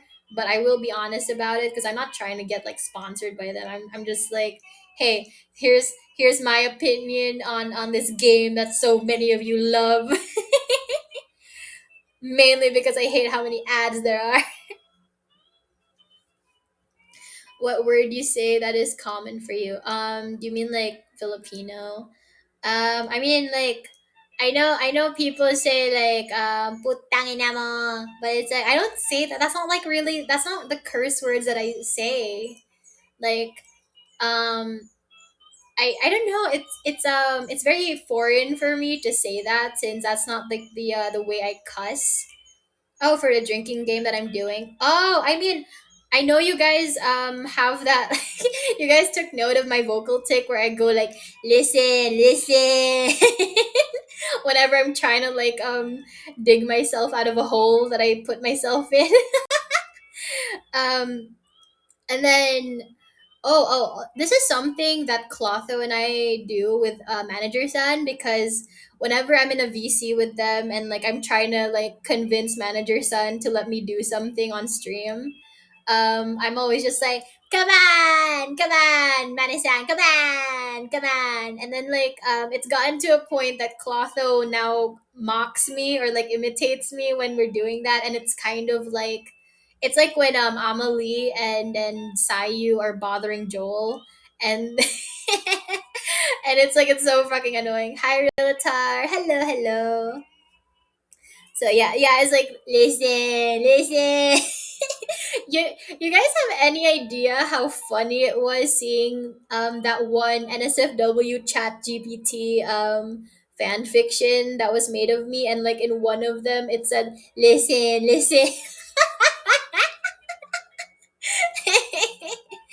Yeah, I'm just I like using the listen thing as a way to indicate that hey, what I'm about to say is me poorly defending myself with something that I probably can't lie my way out of, you know?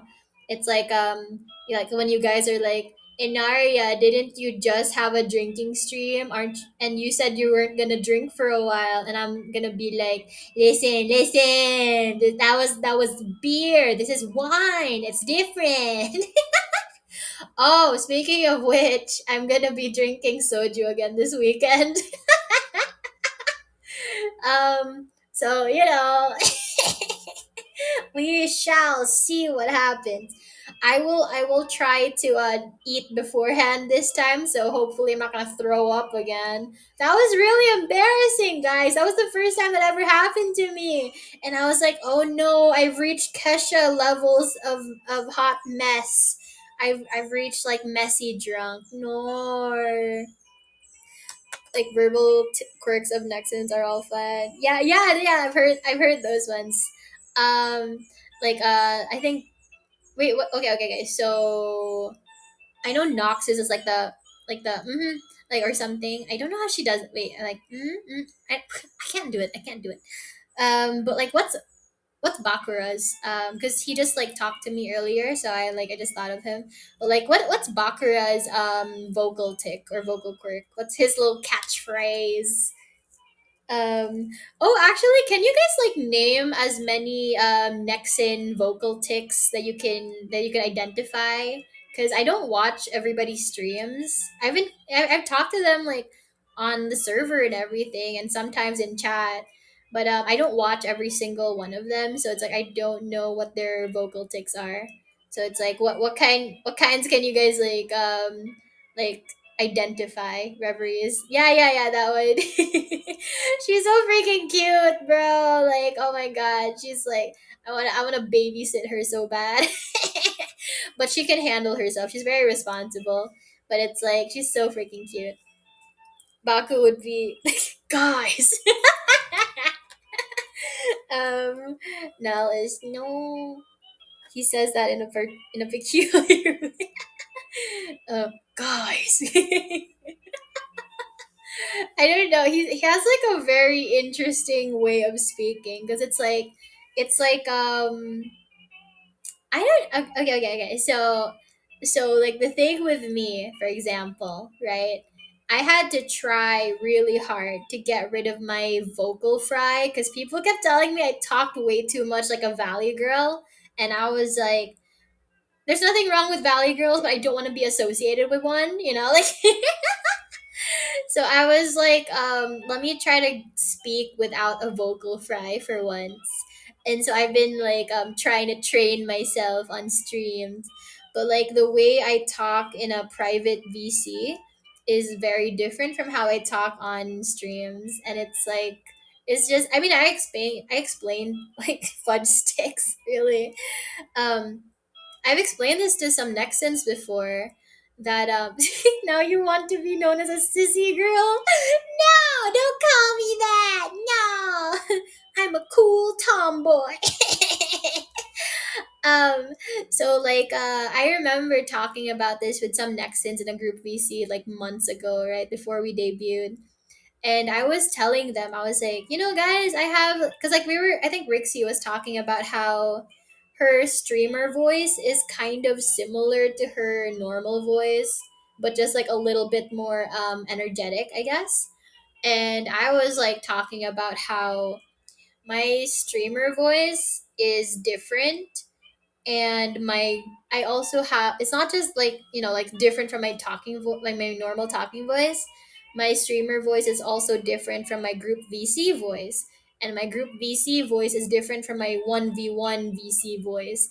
And they were just like, why do you call it 1v1? I was like, and I was like, because it sounds suspicious if I say like it's a private call. It's like like a one-on-one call. It's like it sounds suggestive in my head, so I call it 1v1 VC. um Oh, you mean sussy. Ah, okay. Yeah, but it's like that's why like it was so embarrassing for me to do those ASMRs, because that's like I haven't like done a 1v1 call with a lot of the Nexans, so they don't know what I sound like half the time. And so doing an intimate VC voice, I was like, oh bro, like I'm exposing a lot of myself right now. Yeah, 1v1 ranked match. That's pretty much any time that I have a private call with manager san. It's like it's me trying to see how much I can get away with harassing the poor guy. Grooming other Nexans in private calls. Yeah, I'm grooming everyone. I'm grooming Harry, I'm grooming manager san, I'm grooming the other staff, I'm grooming the Nexans. It's all just one big like I'm trying to embezzle the funds, okay? I need to manipulate as many people as I can. That last ASMR made me laugh. I know, that's why it's like I'm like, bro, it's like I'm slowly working my way down. It's like I start with a serious one. So you guys have like, your appreciation ASMR. I'm like, okay, I made like the normal ASMR so you guys know where the line is, and like the baseline, right? So it can only go up or down from here. Like the normal ASMR is the baseline, right? And so it's like, depending on my mood, it can either go in a more cracked, unhinged, like stupid shit post kind of a way, or it can go in a more sussy, intimate way. And I still haven't decided on next week's, but like I'm already working on this week's ASMR. But again, it's one of those, like, it's gonna be a short one, not a long one, because the thing that's annoying about these is like you have to write scripts, because I've tried doing ad libs, and I was like, like I'm like floundering, or I'm like waffling a lot, and I don't like that. It's like, especially for content like this, I don't want to just be repeating stuff over and over, and like losing my train of thought. It's like, who do I think I am, some sort of like porn ASM artist? Is should I talk to manager's son? No, he knows that I'm grooming him. You know how embarrassing my DMs with manager's son is? Like, there are times where I'll say something weird, and then he'll pin it just to remind me that I said the thing. it's He has so much blackmail material on me now. It's so embarrassing. And I'm just like, you know what? I told him earlier, I was like, I I I I I walk right into the traps that I set up myself. um she likes short thing, not long thing. Gonna go pass out for one more. Okay, bye bye, Elvin. I'll see you another time. Bye bye. Good night. Yeah, but no, seriously though, it's like, I'm working on some like shit posty ASMRs, because that was the main goal. It was gonna be gaming content and shit post ASMR. That was how I was gonna use my YouTube channel. And then hopefully at some point I can start buying stuff for like my PC, because holy shit, there's so many things that go into buying a freaking PC. I don't even have like a monitor, or like even a keyboard. I have a mouse and some speakers, but that's it. I need to buy like a monitor, and the thing, and a capture card, and a graphics card, and then and I'm like, I'm too stupid to keep up with all this tech talk. I'm just a woman. And then I know there's people like Kyohei and Rixie that could help, and I'm just like, you guys can do all the work you can to help me, and I'm gonna be like, the I'm still stuck on the fact that you don't call it CPU anymore, because when I was a kid, the whole box was what we referred to as like the CPU, only to find out that no, that's the tower, and I'm like, huh? Why is it separate? Why only a mouse? What were you using that mouse for? Well, I have a laptop, and I was using it for games and stuff, because my hand was kind of hurting from pressing on the trackpad too much. And now the only damage done is to the mouse buttons, and no longer my little fingies. I have very weak fingers. My sister says my hands are so delicate. It's like there's no fingerprints on them. It freaks her out. Whenever I touch her, she flinches away, and she yells at me, going, "Devil hands, devil hands!" My sister's so fucking funny. But it makes me sad. um but yeah, no, it's like, I do like the just having a mouse to move around. It's nice. But I did think about having a keyboard, but it's like, I know that I only like those Logitech rubber keyboards that they used to have in the school libraries, public libraries. I like those. They give the vibes of family computer. Like, like, do you have any idea how sad it is for me, as someone who prefers those old keyboards? Whenever I watch like mechanical keyboard ASMR, and people are like, "Oh, like you've never heard a keyboard this wet before," or this like tuk, tuk, tuk, tuk, tuk, tuk, tuk. And I'm just like, it's not the same. I want the clacking. I want the clackers. How is your hand weak? Shouldn't they be strong for what you do? Well, hey, listen. I have I have tools. I have tools for that, okay? So it's like in regards to my hands, they don't do a lot of work. I mean, they work, but it's always like delicate work. Like it's never anything that would risk damaging them in any way. You know how embarrassing it is knowing that my guitar teacher, my violin teacher, what the fuck else did I do? I guess I played the recorder.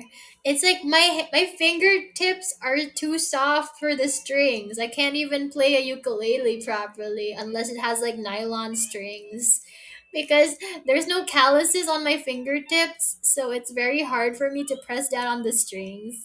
And it was really bad this one time because like there was like so much tension on one of my violin strings that I was like playing it one time, and then like one of the strings snapped, nearly blinding me, and I was just, yeah, I was that was a horrible time. I remember day one of my violin lessons. I went in, I didn't know we were going to start our lessons yet, and my teacher was like, "Hey, listen, next time you come here, make sure your nails are trimmed short always. Like, don't have these long nails anymore." And I'm like, "Okay, teacher." um, yeah, they're the ones that clack and aren't box switches. Yeah, I don't. I like the clacking. I like the clacking. I also have soft hands, but I still manage to play guitar and ukulele. I envy you. Um, but yeah, it's like I wish it was easier for me to play stringed instruments since they seem to be the ones I play the most. I did have a kazoo at one point, and I think I also had a harmonica. I don't know where it went. I give them names, but they're not imaginative names. Like I named my harmonica Monica, and then my ukulele I named Yuki, and then my guitar, the brand was Miles, so I named it Miles. And then my violin, for some reason, I named Viola, which I know is cursed, but they're basically the same in my eyes. I know there's a difference, and it's sacrilegious to say they're the same, but I'm like, they're in the same family. They're in the same family. Yeah, I know, but for real though, it's I call my ukulele Stitch. That's so cute because of Lilo and Stitch. Oh, fun fact: Lilo and Stitch has a series, and also like three movies after the first movie. In one of them, Stitch dies, so that's kind of crazy.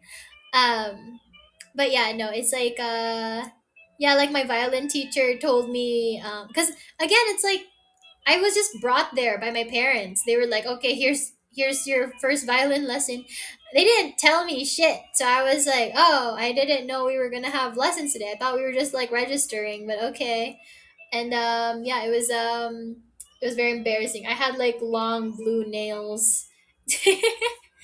um I have like I've been keeping my nails short this whole time, but every now and then I'll grow them out and then I'll paint them. I like painting my nails.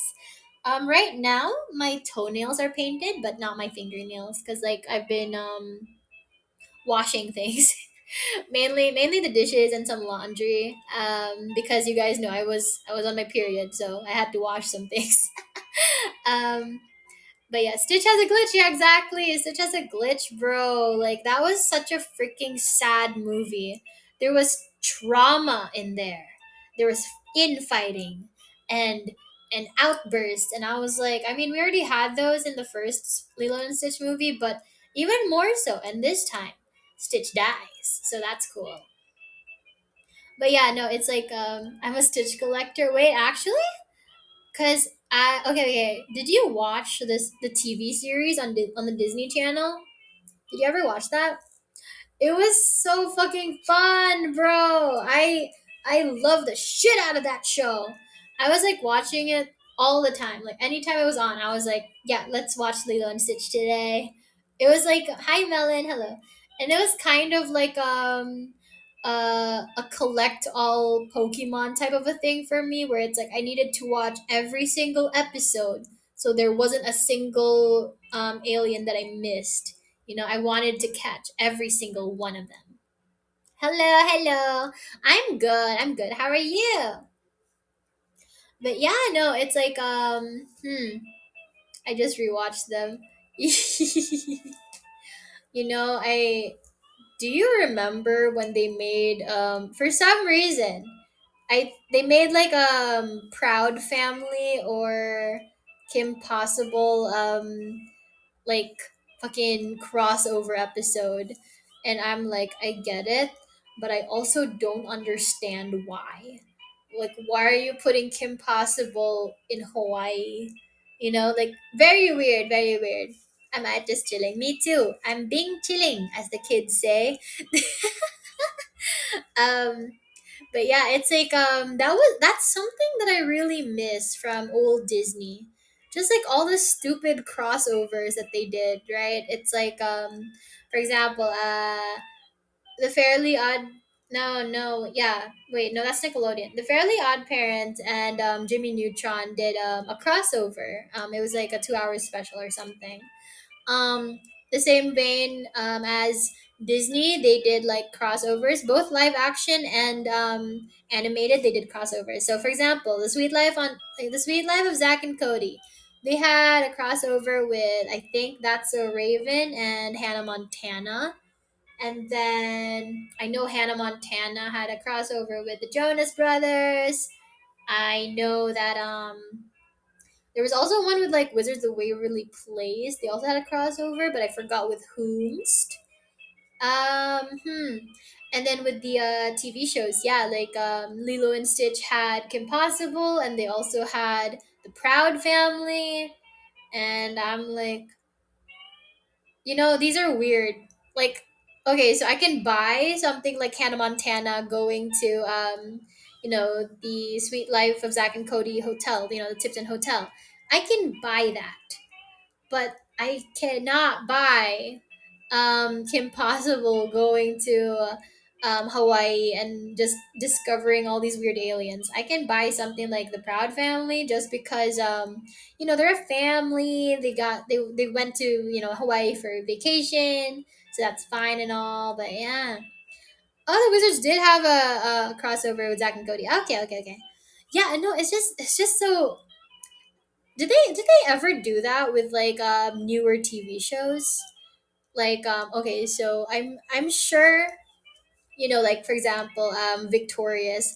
I'm sure they had something like that with Sam and Cat or whatever the fuck else shows they had on Nickelodeon that were by like Dan Schneider. Hi Yulan, hi hi.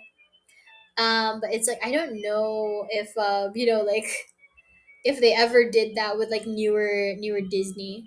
Just because I think it's strange in terms of like the climate, I guess, of like the channels. Like it's like do they have like the same creators and showrunners, that sort of thing. There's a very old meme diagram about how nearly every media franchise is connected through Scooby Doo crossovers. Bro, you know what freaked me the fuck out? When I was watching Supernatural, like CW Supernatural, and they had a freaking Scooby Doo crossover, bro. That was so weird. I thought that was just a meme that Tumblr people were making. No, it was real. Like like freaking like Sam and Dean and Cass become like Scooby Doo characters, and it's so funny. Dean tried to hit on Velma. No, not Velma. He tried to hit on Daphne a lot, and I was like, what a basic bitch. Like like the true base kings would go after Velma. So yeah, I mean, it's not. I mean, is it really? I'm not.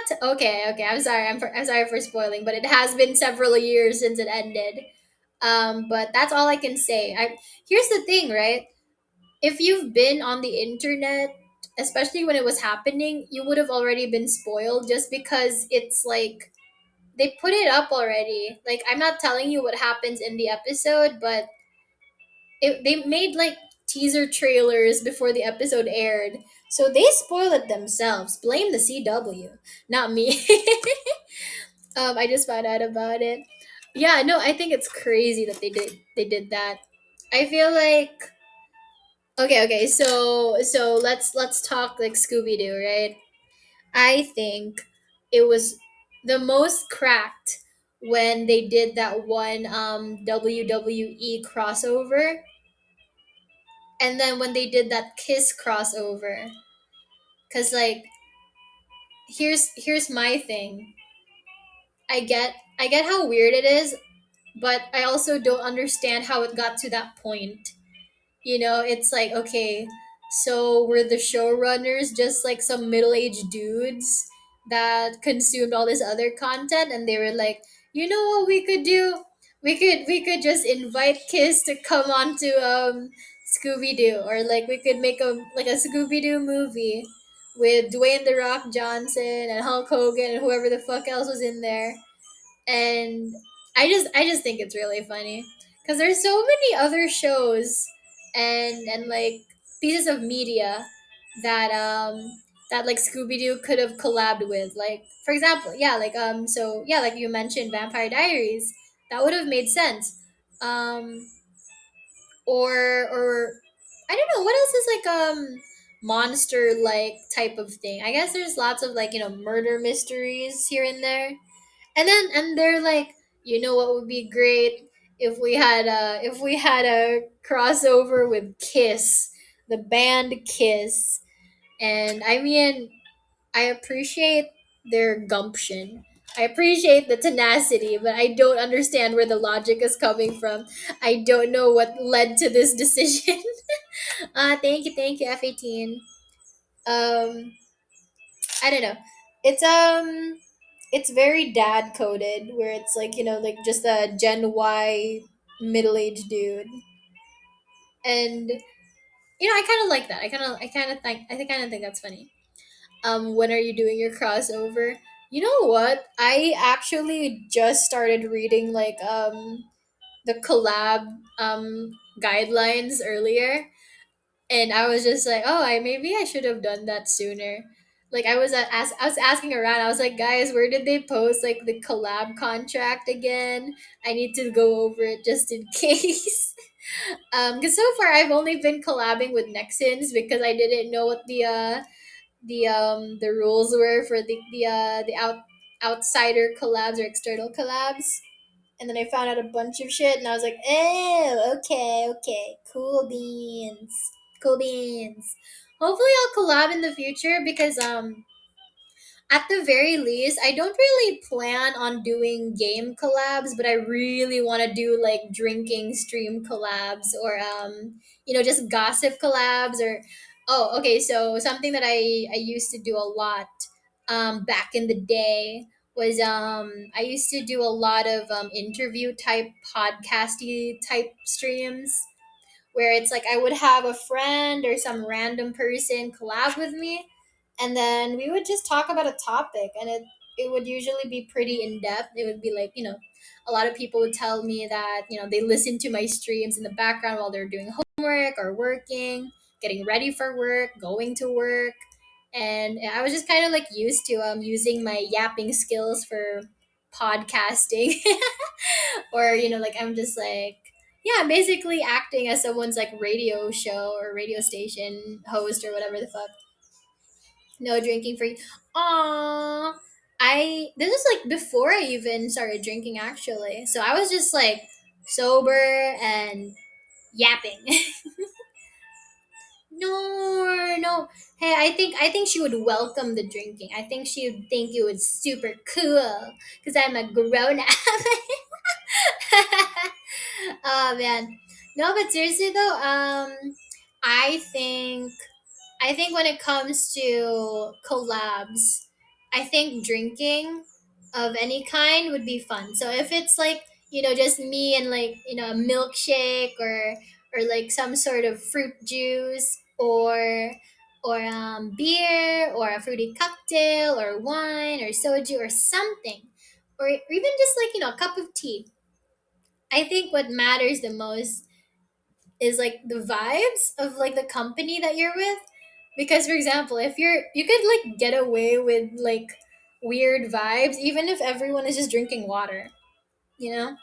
And that's why like whenever before I even think about collabing with someone, I'd like to go on VC with them first, like a 1v1, just so I know what they sound like, how they talk, and like if we can bounce off of each other. Because sometimes I'll meet someone and they have like a tendency to interrupt or raise their voice or not talk loud enough or something, and I'm just like, oh, I don't think I could match the vibes of this person, so I don't know if we could collab properly.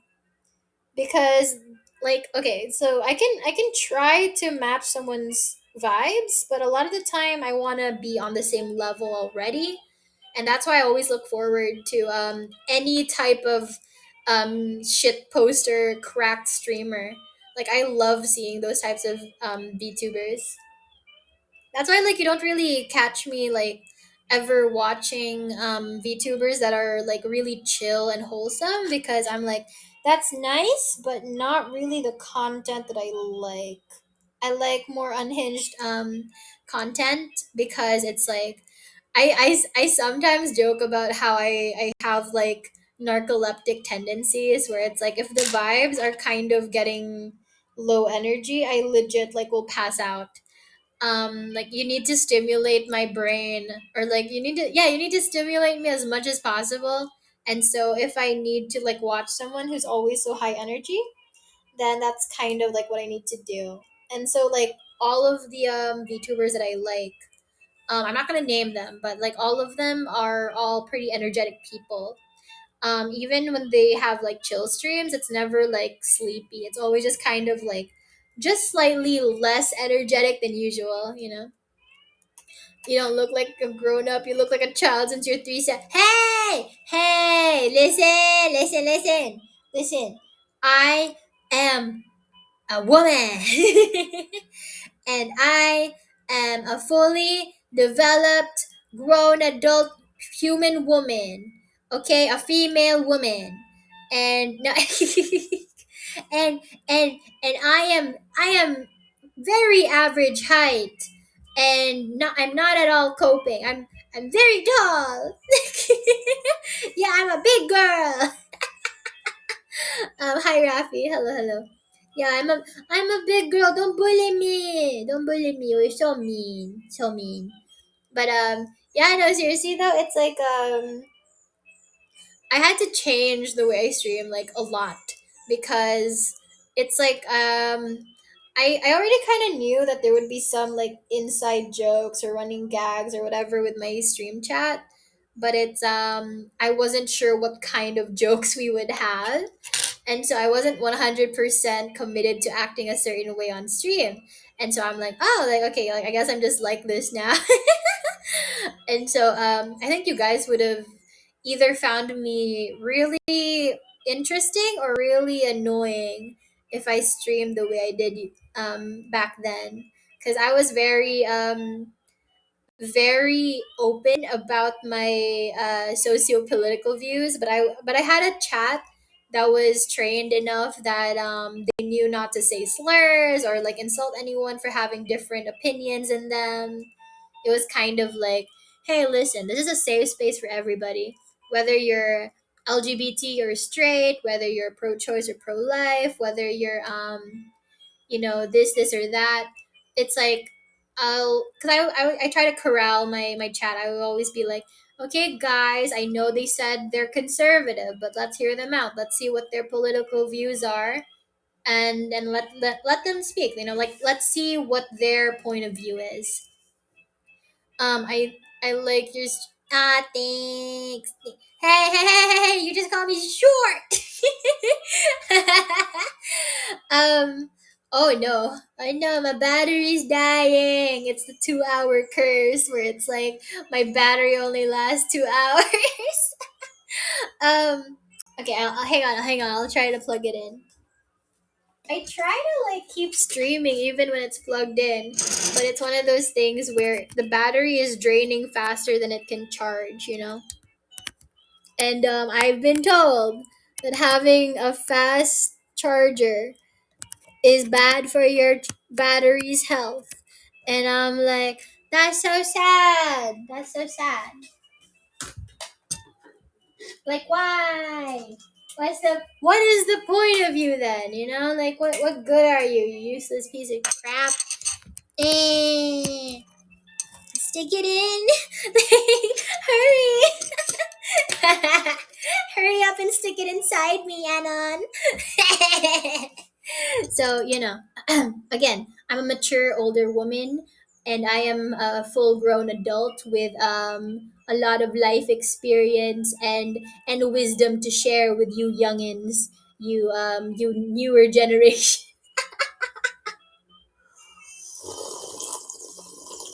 Mm, it's all sugary.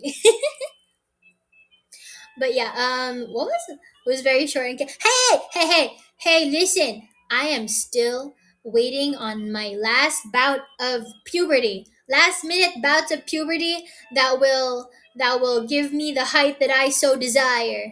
But for now, like I'm just a late bloomer, guys. I'm just a late bloomer. You can't prove that I'm not. It's just taking a while, okay? It's just taking its time.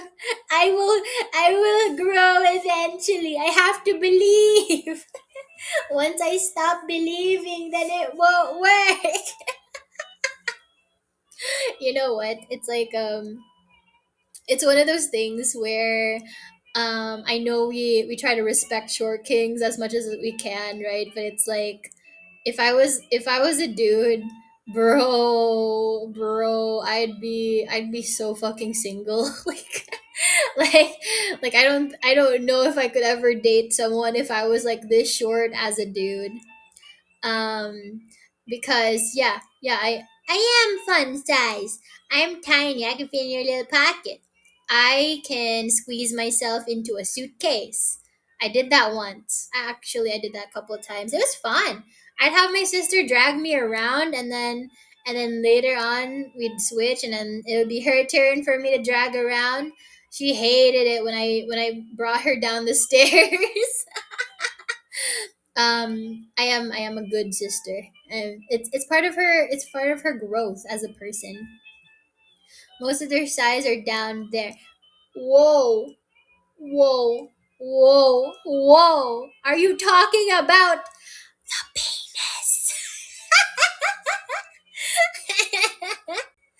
No, but like, okay. So I mean, okay. In comparison to the rest of them, a small penis will look bigger, because like that's where it's sad. Like imagine being like 6'4", 6'5", and then your dick is like 3 inches, bro. Like I'm like, oof, oof. It's like, oh, you're just for display, huh? I don't I don't have anything against small peepeed boys. You didn't choose that life, just like how small titted girls didn't choose that life. But I just think it's just so unfortunate that you got nerfed like that. That's crazy to me. It's like at the very least you'd think they'd be proportionate. But no. The PP does not have anything to do with your height. And just like how your booba size has nothing to do with your weight. Oh, speaking of which, right? Um, okay, so a lot of the time there will be like these big bodied women, these thick women that have really big boobs. But it's like, is it such a thing? Is there such a thing as like a flat chested like plus size woman? Because I know that's like one of the places that you would gain weight in, but I don't think that's for everybody. So it's like, is there one? I don't know. Do you drink milk? Well, I didn't when I was younger because I hated it, and I was a chalky milk drinker, and now I only consume milk when I want to have my tea. Sometimes I'll drink a glass of milk if I want to wash something down, like especially if I have like sweets, like especially chocolate. If I have chocolate, I want to wash it down with some milk. And then no wonder you're not. Hey, you sound just like my mother. She's always like, you need to sleep early and you need to drink milk so that you can grow taller. And I was like, okay, okay, mom. Like, and it is, you cannot tell her that she was right. I'd like to hope that it was just genetics and nothing else. I'm 6'2", bruh. What, you want a medal? Why are you bragging? Why are you bragging? Why is everyone 6'2"? Oh yeah, that's like the tallest Nexans, right? Like, I think it was like Leo Bell, and who else was 6'2" in Nexus? I know Leo Bell was 6'2", but who's the other one? It's not Sweet, is it? It's not like Hiroshi. 6'1". I think Endra was 6'1". I know Bakura was 6 foot. Who else was 6'2"? I imagine it was Pion. Oh yeah, that'd be funny. I feel like Pion should have been shorter and Rixie should have been taller. Like Pion gives 5'4", 5'5" energy to me. Rixie gives 5'6" energy. I thought Faili would be 5'7" to 5'9". I thought Poet would be like 5'10". I thought, yeah, like Lulu is around the height that I expected her to be, like 5'10" to 6 feet. Um, but yeah, yeah, very very unfortunate. um, yeah, it's like, cause like you see like these designs and you're like, okay, this person's probably really tall, this person's really short, and then they have like their canon heights, and I'm like, oh, that's different. That's definitely not what I had in mind. So yeah, but no, I don't care. I don't care how good it is for my bones. I will not be drinking glasses of milk like I'm a baby. No, no milk. No, unless it's daddy milk or mommy milk. No, no milk. Gross. Gross. I gross myself out with that statement, bruh. Um, but anyways, yeah. So very very unfortunate about the whole height situation, but I will persevere. I will wear insteps. I will wear heels. I will wear clothing that'll flatter my body type. I I drink a whole gallon in one day. Bro, what is wrong with you? Like, I'm glad that you're tall and all, but it's like, what's that about, bro? What's that about? Why you do that? What compelled you to do this thing? What made you do such an act? um, Making Anaria drink all my daddy milk, bruh. Oh my god, Albandi, shut up.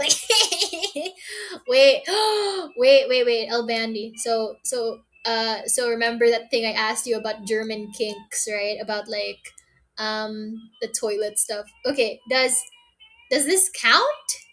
I mean, it's a bodily function. It's a bodily fluid, but I don't think it counts because it's not pee. Hmm.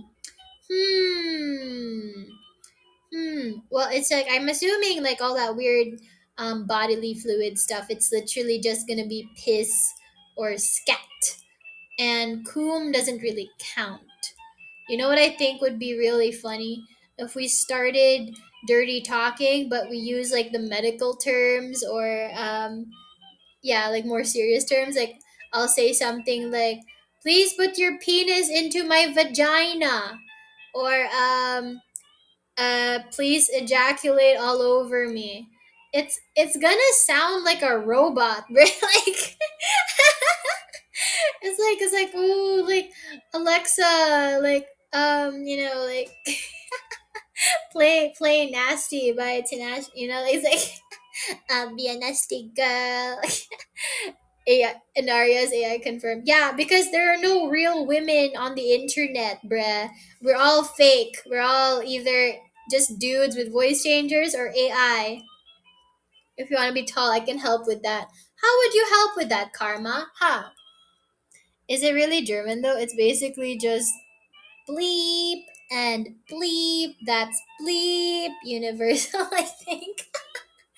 How do I turn off the sensors on Twitch? Can somebody assist me, please?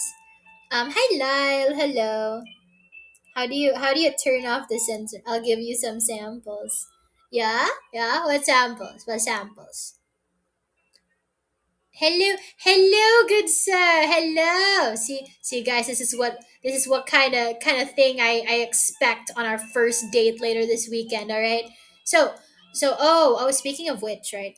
If you guys don't know already, or if you didn't see it because I buried it with my shit posts, I did post on Twitter that I made a Google Doc form for you guys to fill out. I made an application form for um for my potential suitors, and it's in preparation for this weekend suitor stream, because I know I asked you guys to do like the marshmallow thing, but then I was like, you know what? I think it's just easier to give you guys like a guideline. Just you can just like easily fill it out in like a couple minutes, and it'll be like it'll be whatever.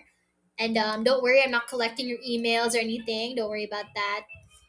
But do you want super short answers, or paragraphs? Okay. Um.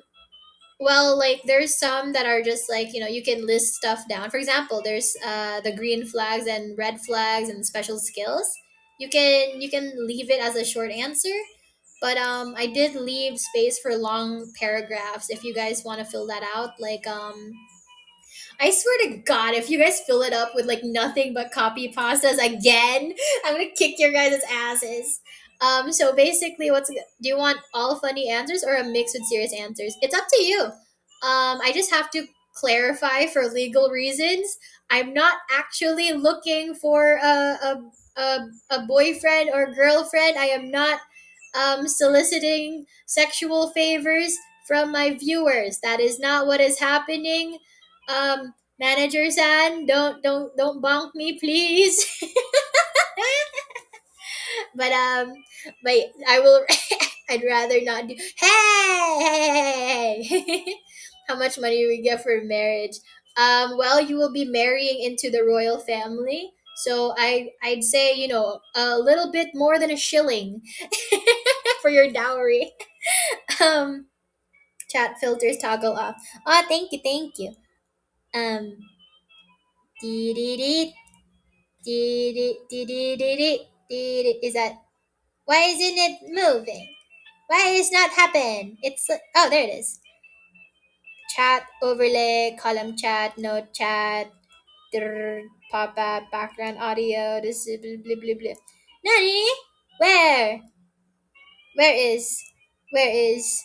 Why? Where? Wait. Wait, hold up. Is it? Oh, it's at the bottom. That's what. Okay, okay, I see it. Is you get laid? Yeah. Okay. So here's. Oh, thank you so much for the cheers. I see. Thank you. Okay. So just to clarify, it is just for the stream. I am not soliciting sexual favors from chat. I am not paying you guys to be my boyfriend or my girlfriend. Um, and so this is how it's gonna go. The first part of the stream will be me going over your entries, and I will be reading them out and doing like a, smash or pass basically based off of those answers. And so you guys can make it a meme, you can make it like shitty, you can make it serious, whatever you guys feel like doing. That's the whole point. You basically have to like just kind of roll with it. If you guys want to shit post and make like the worst possible answers you can possibly make, that's perfectly fine. If you want to make a serious answer, that's also okay. But at the end of it, when we've done going through all of the things, I will be having a date with you guys. We're gonna go on a date, yeah. So yay! Offensive language. Oh, there it is. Enable filtering in chat. Discrimination. Sexually explicit language. There it is. Fucking curse words explicit. There it is. Aggressive or bullying language. You know what? No filters.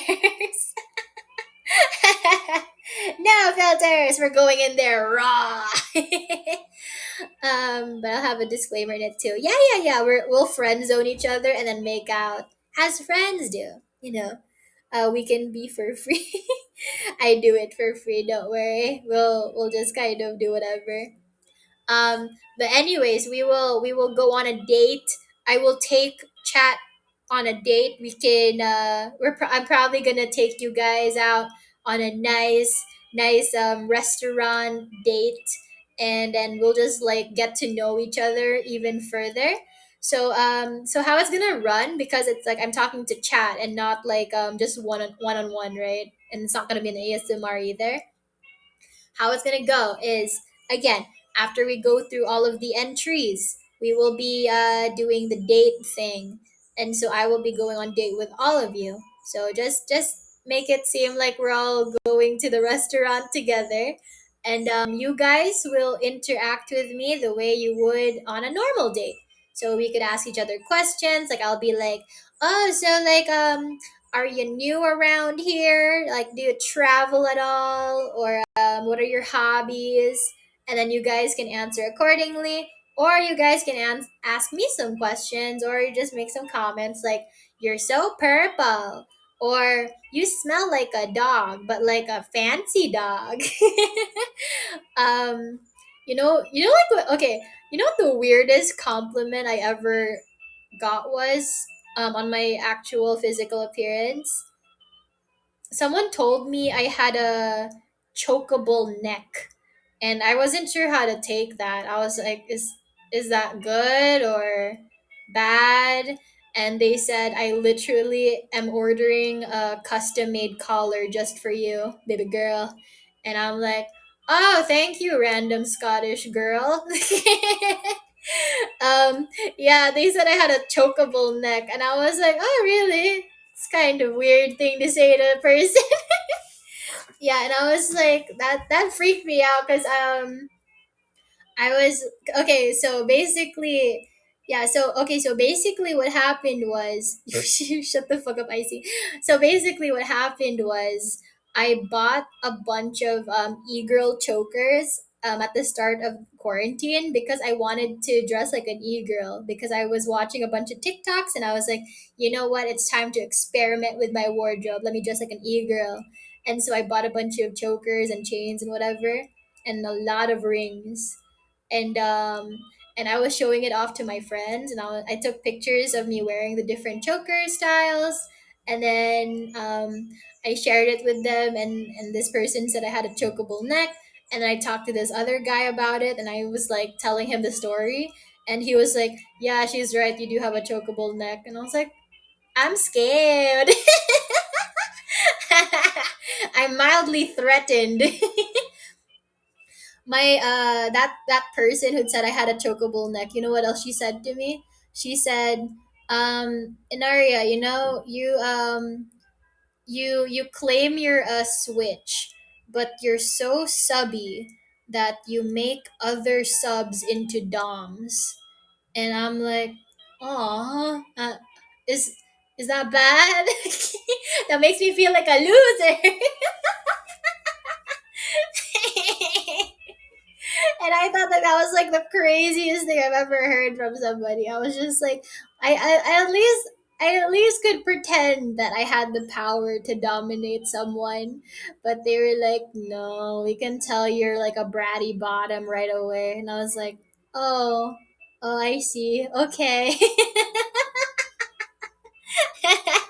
I believe in Dami. Yeah, let's at least have faith that like Dami, Mommy, and Narya is a possibility rather than an outright lie, like an outright like a figment of our imagination. Men aren't typically chokerable due to the Adam's apple. You know what? I do like the idea of choking a guy out is actually pretty fun. Mainly because it's like I like it when guys whimper. I like the voice crack. I like the whininess. I don't. That's what makes me like a dommy mommy. Like when I see like a guy is like kind of bratty, I'm like, oh man, I kind of want to torture him a little now. Since I don't want to go out with you, can I go out with your sister? She's taken and she's busy. She's got work. My sister is scary though. I remember this one time I was like talking with my online friends and they overheard my sister on call and over the call and one of my friends was like, "Yo, was that your sister? Like, introduce me to her." And I was like, "No, dude, she has a boyfriend." He was like, "Doesn't matter, introduce me." And I was like, "Okay, here's And then and he was like, "Ask her what her red flags are." And I asked her, I was like, "Oh, this guy's asking what your red flags are," and she said. People say that, or like, I'm actually a lot more sadistic than I say that I am, and immediately he backed up. He backed off right away, and I was like, you know what, some people would kill to have a weird sadistic GF. um so yeah, that was very funny. My sister is very popular, actually. I'm the ugly sister, and my sister is like more conventionally attractive, so it's like she says I have rats, like a rat's nest for hair, and I'm like, you don't gotta be mean. I'm a masochist, so yeah, no, for real. It's like if I told my sister, I was like, because she sometimes would ask me if she could VTube or something, and I always tell her, no, don't even try to. It's like, because here's the thing, my sister is very mean, right? So I don't think she'll, like, I don't think there's much that would like keep her from getting popular with a certain crowd. It's just that I, as the older sister, I get overprotective, and I'm like, bro, I do not want people making weird comments towards her directly. Like, I need to protect her little baby ears, like she can't see what people are saying about her. Like, no. Yeah, I know. It's like she eat you for lunch, bro. She's crazy. She'll get corrupted. Yeah, that I don't need her getting corrupted. Like, it's bad enough that I'm like this, You know how normal I was back then? Not that much, but at least significantly more ladylike. She doesn't need to be exposed to this. She's already like a flirt in real life. She's very asexual, but it's like the thing with asexual people is that they're natural flirts. So it's like she doesn't realize there's anything weird with the stuff she does because it doesn't, like, it doesn't affect her in any way. So it's like she has so much power already, and I'm like, she would be way too powerful if she was a VTuber. Lady, like, where exactly it disappeared when I started talking to people on Discord. I had a Discord for many years, and I never used it because I didn't know that you're supposed to add people like through IDs. I thought it was just gonna be one of those things where you find a bunch of random people, like, like Snapchat or Facebook, and you see people's profiles and you like just add them as a friend. I thought that's how Discord was gonna work, but no, you needed to have like links to servers and people's user IDs, and I didn't have that for a really long time. And then and then at some point, I like in quarantine, I started meeting new people and like seeing a lot of people on Discord, and then that's how I became friends with a lot of internet weirdos, and that's where most of my stories come from, because you guys know that, like, in person I haven't had much experience, but online I've met a bunch of weirdos. And I remember, like, my friends like, oh, you talk about guys a lot. I'm like, I wish I could talk about something else. It's just that the weird people I meet are people that I want to talk about. It's like, do you guys have any idea how nice it was before I knew about the cock cage guy? Before I knew about a cock cage to begin with, I didn't know what that was. I didn't know why people were into it. And now I have that story engraved in my brain. It's now there, And I've told you, and I'm like, I suffered through it firsthand. So now you guys have to suffer through it. The way, yeah, exactly. You know what's so funny? You guys are surprisingly a lot more normal than some of the people I met, and that terrifies me. Because my friend was always like, "Enaria, you know why you're like always hanging out with weirdos, and like why they're always attracted to you, or like why you attract weirdos?" I'm like, yeah, why? And she said, it's because you actually give them the time of day. Why can't you just do what I do and just ignore them flat out or hurt their feelings? And I'm like, but that's so mean. And everyone, you know what? Every single person that I've met the past how many years, every single person has told me that I'm too nice for my own good. And that's why I always get entangled with some weirdos. And I'm just like, why am I like this? I'm not good at maintaining friendships with normal people, but I do end up like, in toxic friendships and relationships with weirdos that I can't get rid of. Even people that I've, like broken up with like years ago, they'll still want my ass. And then my friend was like, Inaria, what do you do to these people that makes them still like so obsessed with you even until now? And I'm like, it's not my fault. They're just crazy.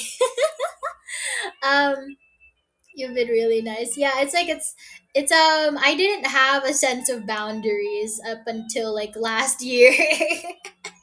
You're too innocent. Yeah, imagine if I could have been like Rev or something. I could have been like Rev if I didn't go through trauma.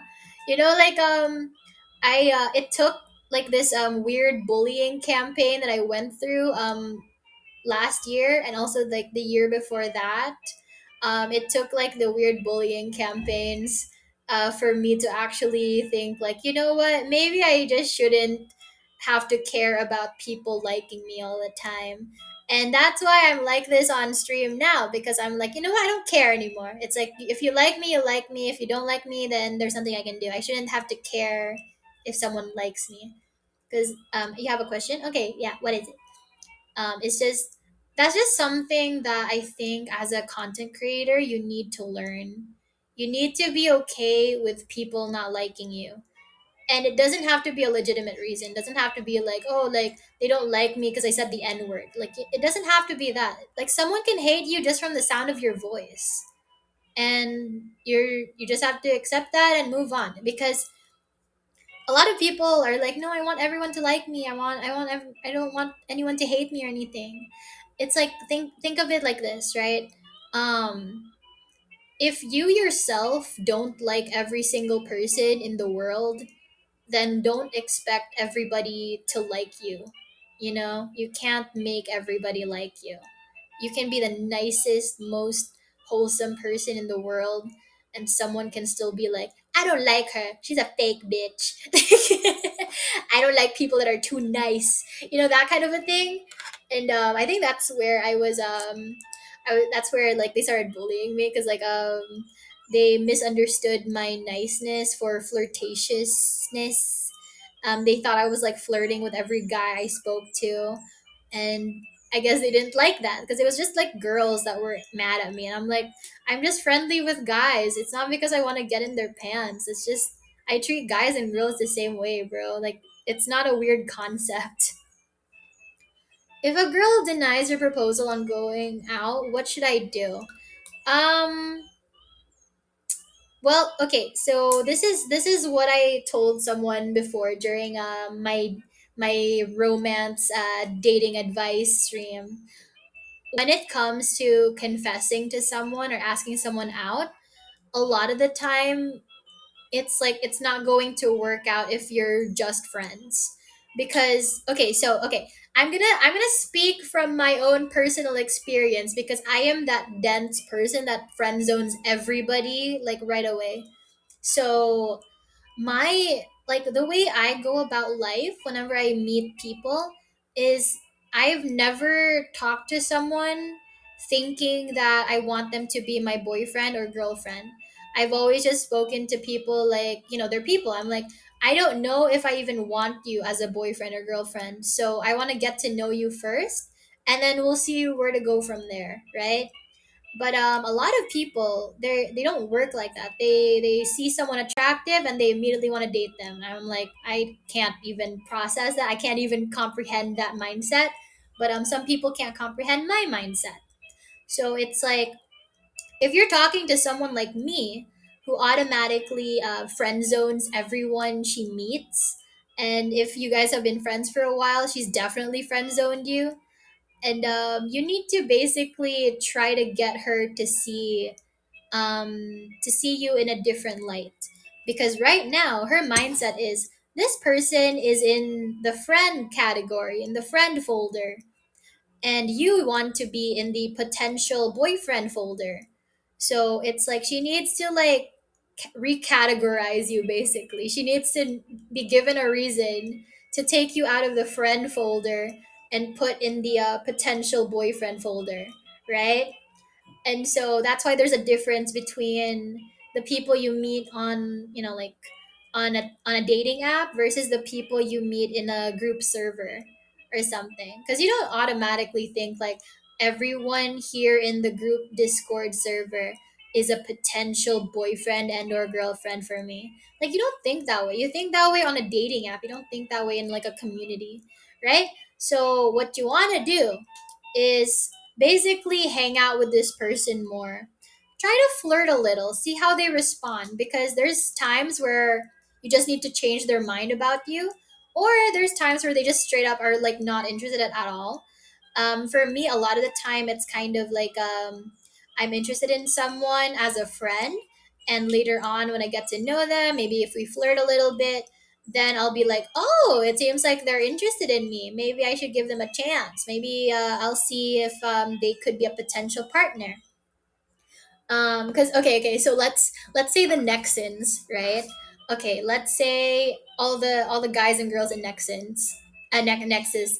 So if any of them ever indicated that they wanted to date me, and I was open to it, I'd be like,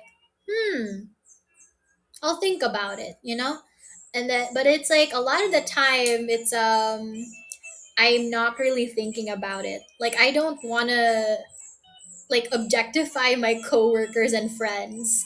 So I feel kind of guilty having those thoughts about someone who didn't want to be objectified by me.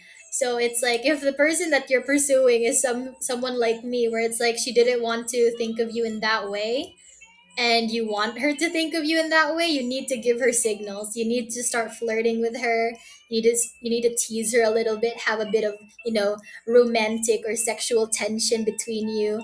Like, put that thought in her head that you want to pursue something, or even, because like if you're teasing, then at least you could just be like, oh, I was just joking, like if she wasn't into it, you could just say like, oh, like I guess you didn't like those types of comments or jokes.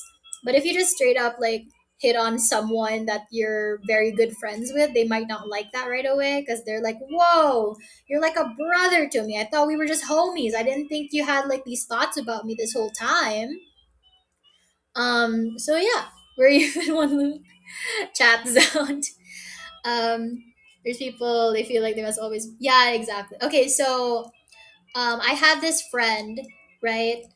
When we first met, he was already like flirting with me. He was one of those guys that every single woman he talked to, he thought of as a potential girlfriend, which is not a great way to go about life. By the way, it's like, don't just see every single person as a potential partner, because life isn't a dating app. They didn't want to be put in that position. You're just kind of looting your friend group basically, so don't do that.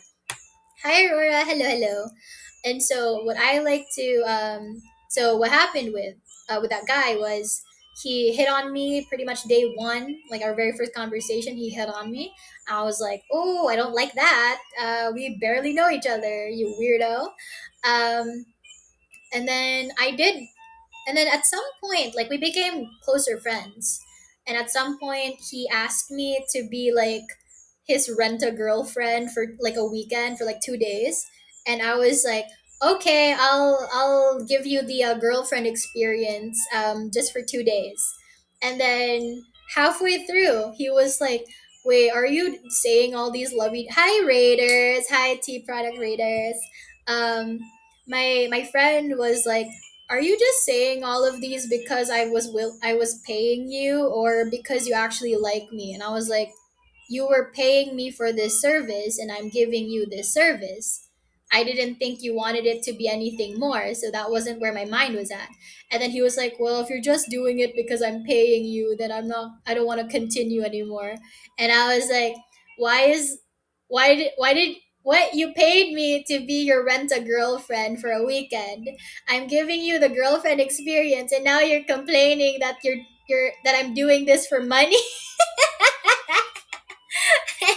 Yeah, so and it's like I was like willing to do it just because I was like, okay, he's like a lonely guy who's never had a girlfriend all his life, and he just wants to experience like a little bit of lovey-doveyness for a couple days, right? Just 2 days. And I was like, okay, sure, why not, as long as we go back to normal at the end of it, right? And I guess he thought that I was gonna fall in love with him or something throughout those 2 days, and was very disappointed when I was just doing it because of the job he asked me to do. And so I was like, "Bro, like, did you think this is a fan fiction? What do you mean?" Yeah, he was very much a nice guy, especially with the fact that he hit on every single woman in the friend group, because he was like, "I see a girl, I must hit on her. I must see if she might be my very first girlfriend, you know?" Um, so should I do what you said to Rev? You know what? um, Make flirtatious comments, see how she responds, and if she doesn't respond well, then back off. You know, that's basically how you should treat all your potential prospects when it comes to that. It's like, if they don't like it, don't keep going, because then you're just gonna turn into a harasser. You know, I'm sure like many people have dealt with that, where it's like you already told them no, or that you're not interested, and they're like, "Oh, that's just because you don't like me yet, so I'm gonna keep flirting with you until you do." I'm like, that's that's one way to go about it, but you have to read their body language. It's like, okay, so for example, yeah, potential prospects, yeah, exactly. So um so for example, the way I go about flirting with other people is like, a lot of the time it is a joke, and if they respond in a way that's like very enthusiastic, I try to see if they mean it in a DTF kind of a way, or in a "we're just doing this for a bit" kind of a way. For example, every single time that I do that with Clotho, for example, right, whether it's in a call or in a collab, it's obviously a joke. He and I do not have any attraction towards each other whatsoever, and that's where the joke is, where it's like, "Ooh, like, hey, hello, cousin. Let's have one of our famous, baths like we used to when we were kids." Or like whenever we make like flirty comments, it's all just a bit, and I don't have to worry about like ruining the friendship or anything like that. But if there is a person that I'm like, "Oh, this person seems like they might actually be interested, but I'm not 100% sure," so we'll see how they treat me in the next few days or something. And as soon as I get an inkling, I'm like, "Oh, I think they're serious when they flirt with me." I'll try to ask them straight up. I'm like, either I ask them like, "Wait, do you like me?" or like, "Are you interested in me?" or something. Because here's here's something that a lot of younger people don't really get when it comes to asking people out. You know how you shoot your shot or whatever, right? Shoot your shot, responsibly, but it is one of those things where it's like, you don't have to worry about ruining the friendship just for like asking someone out or telling someone that you had a crush on them. Like, that is a very childish mindset, where it's like, "Oh no, like, you're my best friend, but since you told me you have a crush on me, we can't be friends anymore because I don't want to date you." I'm like, "Bro, do you have any idea how many gay kids our closeted gay kids have a crush on their straight best friend, and it's like it's fine. You can still be friends, bro. It just happens to be a one-sided thing, and that's fine. That's okay. I've had many situations where I'll have a friend crush on me, and they ask me out, and I'm like, I'm sorry, I'm not interested. I just see you as a friend, and I give them the option. I'm like, okay, listen, you could either leave now because it's too uncomfortable for you to be around me, or we can continue hanging out like normal. Like we just won't date, but we can still watch anime together. We can still like do VCs together. We can still talk to each other or whatever. So you can still hang out with me. I just won't be your girlfriend. And it's up to them if they want to be like my friend or not after that. And that's where that nice guy friend of mine was kind of weird, because like, okay, so this is the guy who asked me to be his rent a girlfriend, right? So after I rejected him and told him that I don't see him that way and I don't think I'll ever see him that way, um he started like pursuing other girls and would tell me about these other girls. And then like pretty much after a year or something, I got into a relationship, and then he told me that he was very heartbroken by this, and I was like, "What? You like me? I thought you were like way over me now." And he was like, "No, I've been liking you all this time." And I was like, "Bro, you literally tried to pursue at least three other girls, and like, what do you mean you still like me?" So it's like I felt kind of betrayed in a way, where it's like I'm sure he was just doing it to protect my feelings so I wouldn't be uncomfortable around him.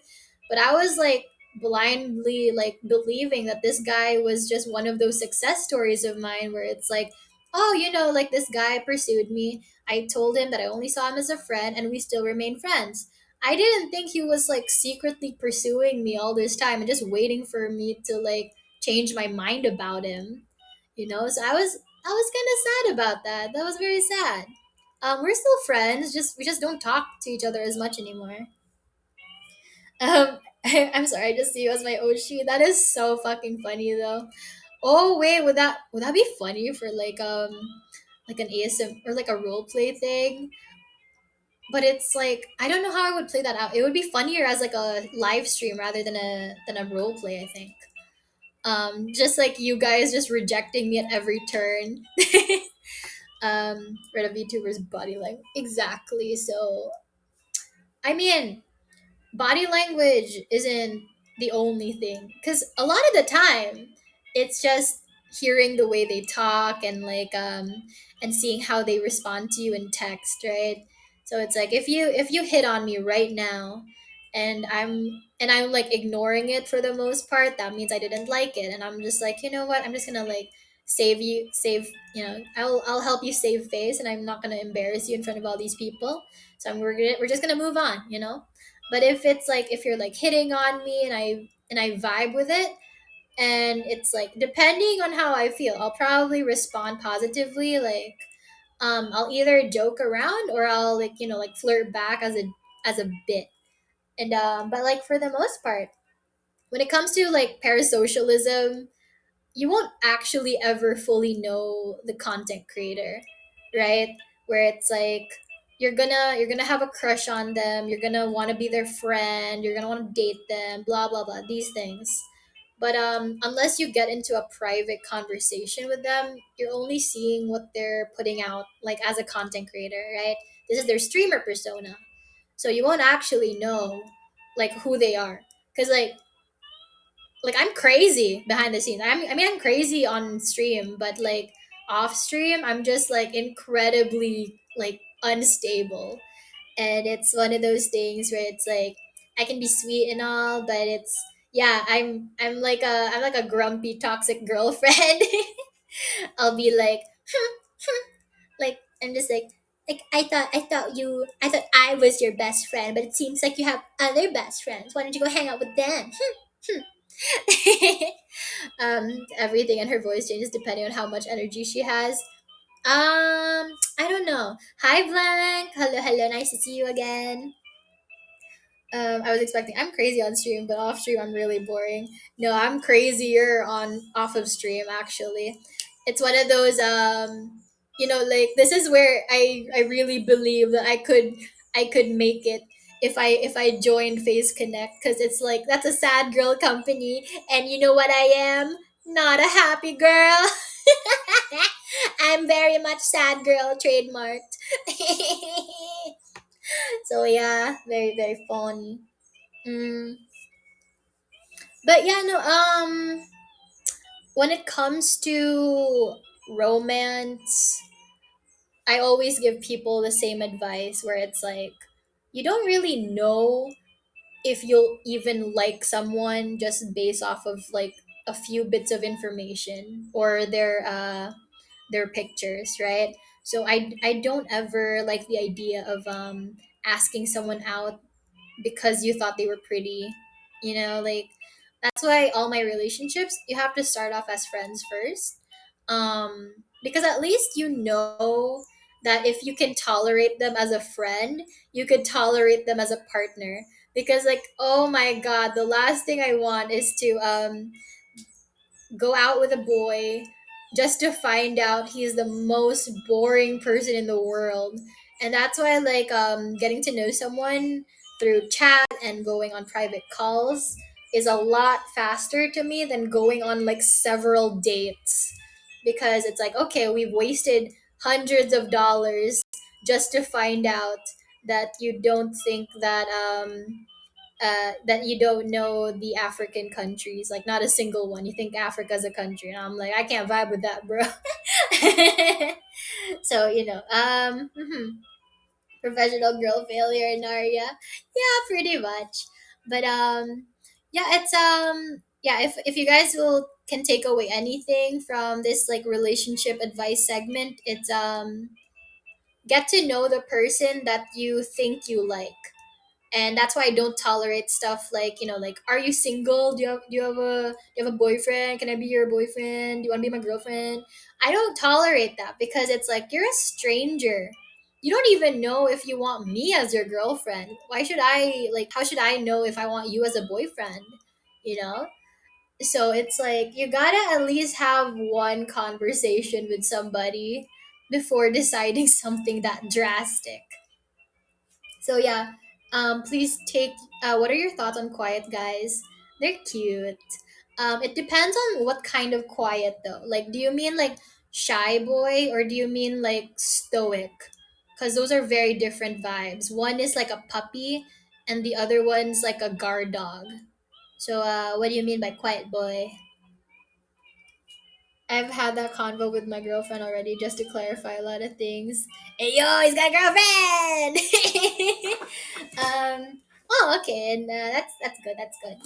Yeah, it's yeah. You don't wanna. Maybe they meant mute, guys. Yeah, like the deaf mute. I'm like, well, if he's cute and can be patient with me when I'm doing my sign language. Hard to tell since I'm both. Um. Okay. Okay. So how are you when you like someone? Are you shy around them? Are you more talkative, or do you get quiet? Like, oh, you're shy. Oh, so you are like the shy boy puppy type. I think they're cute. I like, for example, when I first met Hiroshi, he was very chill and mature in like VC, and I was very shocked with how sweet of a person he turned out to be. I thought he was gonna be like a Soma or something. I thought they were one and the same. And then I found out that like, like Hiroshi is like a very specific type of dude, and I was like, oh, he's so cute and little, he's so precious, he's so little, he's so so it's like I do like shy guys. I mentioned this earlier, but I like it when boys are a little submissive sometimes. Like it brings out like the dommy mommy in me. Like it's like, oh, like you're so cute and innocent, and I like it when you whimper and whine, and I can hear your voice crack. It makes me want to pull on your hair and make you cry a little bit. Like um Yeah, submissive and readable femboys are great, or just like any boy. It doesn't have to be a femboy. At first, yes. Later, the other one comes out. Ah, okay, okay. So um, yeah, exactly, the sign language, just like Naruto gang signs, the jujutsu. Um, so in regards to romancing someone who is shy, that's where it gets a little tricky because how would Lily Pichu have gone about romancing Michael Reeves if Michael Reeves wasn't the type of person he is, you know? Like if they were both like really really shy, how would one get to a point where you guys want to confess or want to ask each other out, you know? It's very tricky when you're both shy. So usually it has to get to a point where someone has to just, bite the bullet and be the extrovert in the situation. Hi Poodles, I haven't seen you in so long. Hello, hello. But yeah, it's like when it that was Lily and her ex boy. Yeah, and yeah, it's like how do you get to that point? If it's something like, oh, we just happen to be in the same Discord server, and or like we have mutual friends and we shared a love of Pokemon. That's one thing. That's like that's how you can start off like a friendship or something. But in person's a bit trickier. It's definitely trickier in person, but I wouldn't know. I wouldn't know. Um, but yeah, so when I was younger, I was very introverted and I was definitely like very quiet. And now it seems like I can't seem to shut up, right? But I was one of those dandere types where it's like I was shy and quiet and wouldn't talk to anybody until I liked you, and then I became a bit more outgoing and I wanted to talk to you more because, as I mentioned to you guys before, I am a bit clingy. And that kind of got to me when my exes told me that I was clingy, and I was like, "Oh, am I being clingy?" And like, I'll try not to be. And so now that I'm trying not to be clingy, every time I want to pursue someone, or like if I'm in a talking stage with somebody, they always tell me like, "Wait, are you serious? Do you actually like me or not? Because like you're giving me mixed signals." And I'm like, "I don't know. We'll see." I'm a nightmare. It's like 1 minute I'm like madly in love with you. The next minute I'm like, yeah, but like as a friend, we're just like fucking around as homies. That's all. Yeah. Um. It's like how do I put this? I posted this on Twitter where I took that one freaking like Dara Dara test where like what type of Dara are you? And I'm a mega Dara, and I'm like, I'm a fangirl. That's what they said. I'm a fangirl. And then I kind of realized, you know what? Actually, they're not wrong. When I was in school, when I was in school, every single time I had a crush on somebody, I would just admire them from a distance. And I remember there was this one boy that I thought he was so cute, but I didn't know a single thing about his personality. He was a year older than me, and so I never got a chance to talk to him. I only found out his name because of my upperclassmen friends, and it was just really funny because his favorite color was like apple green or lime green, and because of that, I also started liking the color green, but like not really because it was just because of a boy. Like my actual favorite color was like purple. And so and then I remember there's this other classmate of mine who I had a crush on. He was a dancer, so I was like I was like fangirling over his dance moves and everything. I was a groupie, bro. I was just a groupie. But yeah, it's like that's basically how I am because during that time I was like very, I was going through puberty. I was very hormonal. I had a new crush every month or so. And how I would respond to that is like I'd have a crush on somebody and then just not want to date them. I was perfectly okay just admiring them from afar and thinking that they were cute whenever they were around. And that was pretty much all I wanted. Pamina. Thanks. Um, that is what they call me. Yes, Yap God. But it's like, so I would like see like, oh, this guy is really cute, and then just not do anything with that. Like how some people will try to pursue their crushes or try to get to know their crushes even more. Yeah, that wasn't me. I would gladly crush on someone from a different class and then just never talk to them, or someone from a different year level and then just never speak to them like ever. And if I had a crush on a friend, yeah, I was never gonna confess ever. Like I did not have a crush on people in order to date them. I had a crush on people, so there was eye candy to look at every time I went to school. Like I was never you yeah, basically I was a shipper, dude. I was like that quiet girl that was really into fandom culture. So yeah, basically I was into shipping culture. So it's like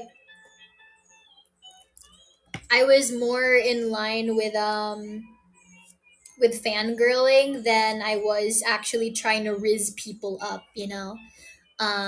Like for example, okay, so with the restreamers, for example, right? Because I don't know you guys that well, but like the restreamers, so Beebs and Misty and El Bandi. They're the only ones whose voices I've ever actually heard, and I think that they all have attractive voices. But do I want to date any of them just because of that? No, it's just something nice to hear if ever I hear it. The same thing with any of the Nexus talents. If I hear any of the people whose voices I like, I'm not trying to date them. I just like hearing them, especially if we're in a call together, like on the server. It's like I'm like, oh hey, it's this person whose voice I really like hearing. I don't know what they look like. I only know what their models look like. I only know what their voices sound like. I know what their personalities are like. But none of that is enough for me to think I want to date someone, you know? Because I'm gonna need to actually talk to you in private, and I'm going to need to get certain vibes from you that you're DTF before I can decide like if I want to see you as a potential partner. Because the last thing that I want is to have a crush on someone and completely misunderstand the situation only for them to friend zone me. That happened with my very first love confession, because I was finally like in a place where I was like, okay, I think I'm old enough to date now. And so I was just like perfectly fine crushing on this boy in our friend group. And then this one other guy, through a series of events, convinced me that this boy liked me too. And at some point he convinced me to confess to him. And when I confessed to him, because again, I wasn't planning on dating this boy. I was just fine looking at him and being like, oh, he's cute. He's so nice and cute. And then I confessed to him. I was like, I like you. And he was like, oh, thank you. And I was like, okay, bye. And then I ran away. And I'm just like, yeah, see, this is why I don't confess to anybody. I don't want to confess to a like with like a one-sided thing, like a one-sided crush. I need someone to actively show that they like me too before I ever want them to know that I'm interested.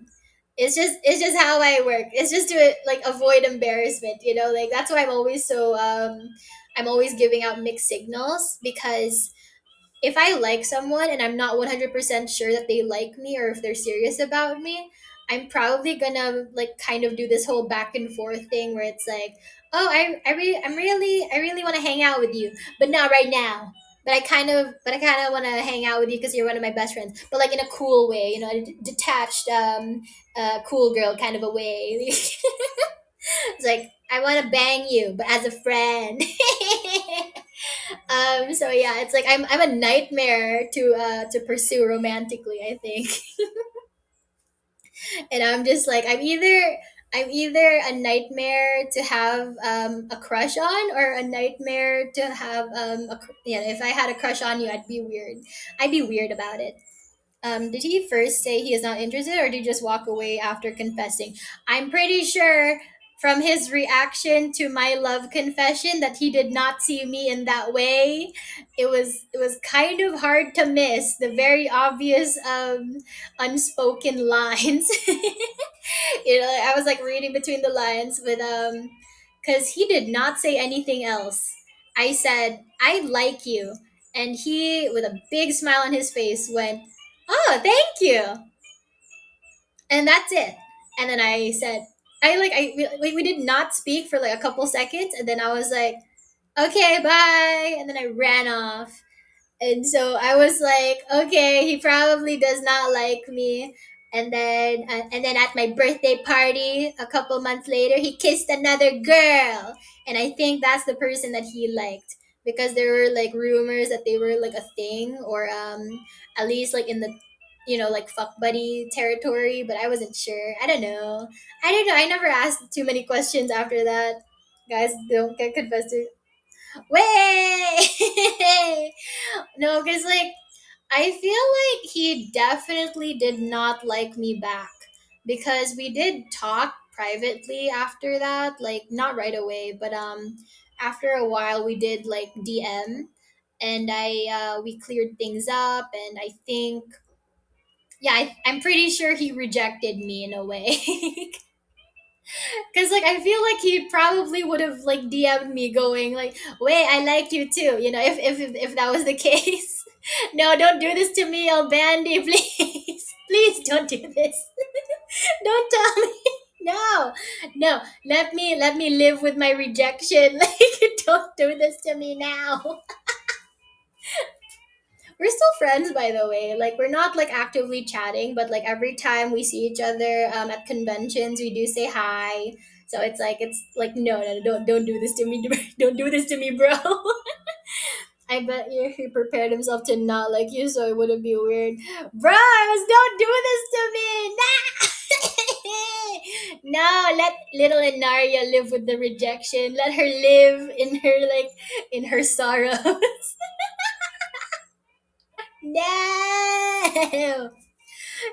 No, because I remember, right? So this was okay. So this was like around August, and I remember because it was like months before my birthday, and it was like around August, and we just became friends at that point. The confession happened in October, by the way, but around August, like we hung out.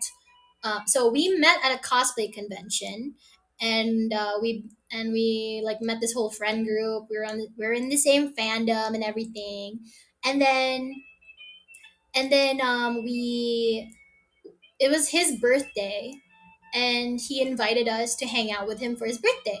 So I got him a hoodie and a can of Pringles, because he said he liked those, and I was like, okay. I mean, I know two things about this boy, so I'm gonna buy him clothes because he wears clothes, and I'm gonna get it in his favorite color, and then I'm gonna buy his favorite flavor of Pringles. So I did that, and I remember when I was like waiting for the others, right?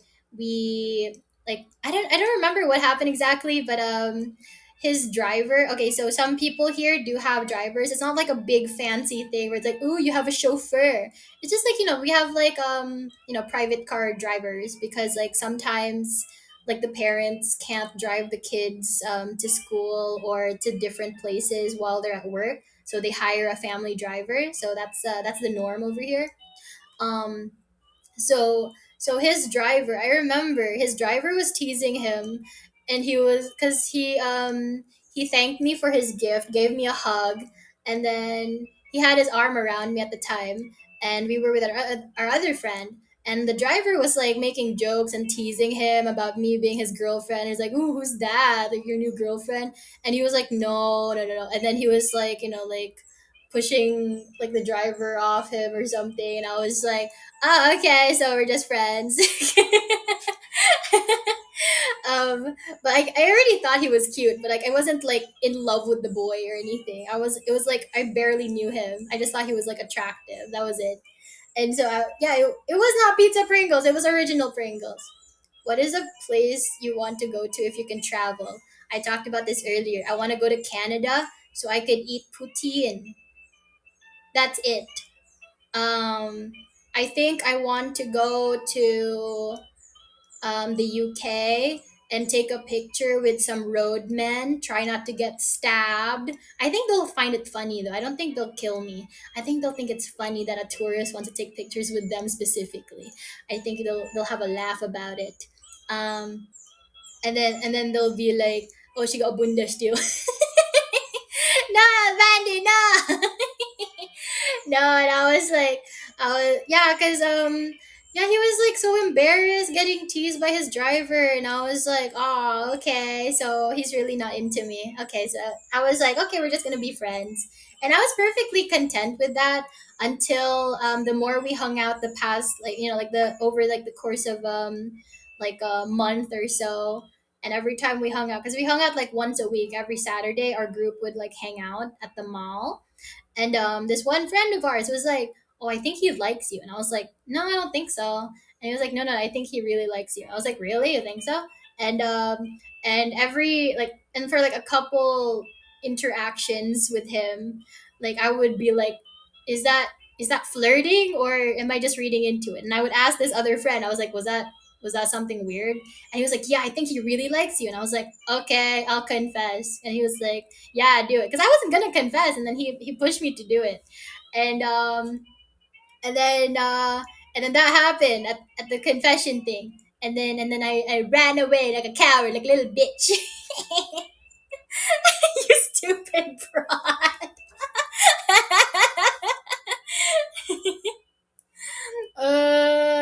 Yeah, okay. Wait, no, no, no, no. No, no, no, no, no. Girls do that. I don't. Wait, do boys do that? I thought that was just like a girl thing. Like the whole like no, like wait, you know that is it? Wait, is this that fucking thing where people are like, "Oh my god, you guys look so cute together," and then someone is like, "No, I don't. No, we don't," and then the other one's like, "Bleh, bleh, this no, what? No, fuck no. They're like my brother. Ew, this dude, no." Bleh. I thought it was that. I thought it was like, oh, he's just being nice, but like he really does not see me like that. He's just being like really friendly, and he's just getting like misread. But do boys do never confess about your? Oh no, guys don't do that. Yeah, no, exactly. That's why I was like, oh, okay. And I was like, oh, he was just probably being really nice. Um, I never even introduced my first girlfriend to my parents and denied having one. Yeah, I um, huh. Wait. Wait, okay. So you're going to hate me even more, guys. But okay, so I've probably done this a lot more because there were so many times over the course of the past couple of years in quarantine, right? And I was like talking to a bunch of people online, and there were a bunch of times where I would be talking to a fuck boy, and or like who I thought was a fuck boy, and I was like, oh, like okay, so this guy is just looking, to flirt and whatever. He's like very unserious. Okay, and then later on, I find out because I'll reject them, and then they'll be so butthurt about it, and I was like, oh wait. I didn't know you were serious about me. I thought we were just fucking around. I didn't think you actually liked me because I thought you had like other girls like with you. Like I assumed you did. And he was like, "No, you were the only girl I wanted to date." And I was like, "Oh, really? Oh, okay, my bad." No, I'm my own worst enemy. Oh, oh.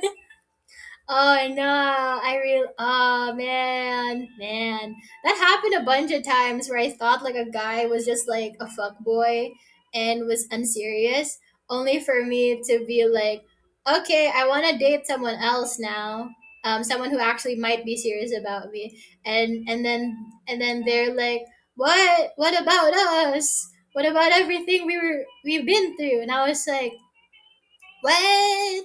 I thought we were just fucking.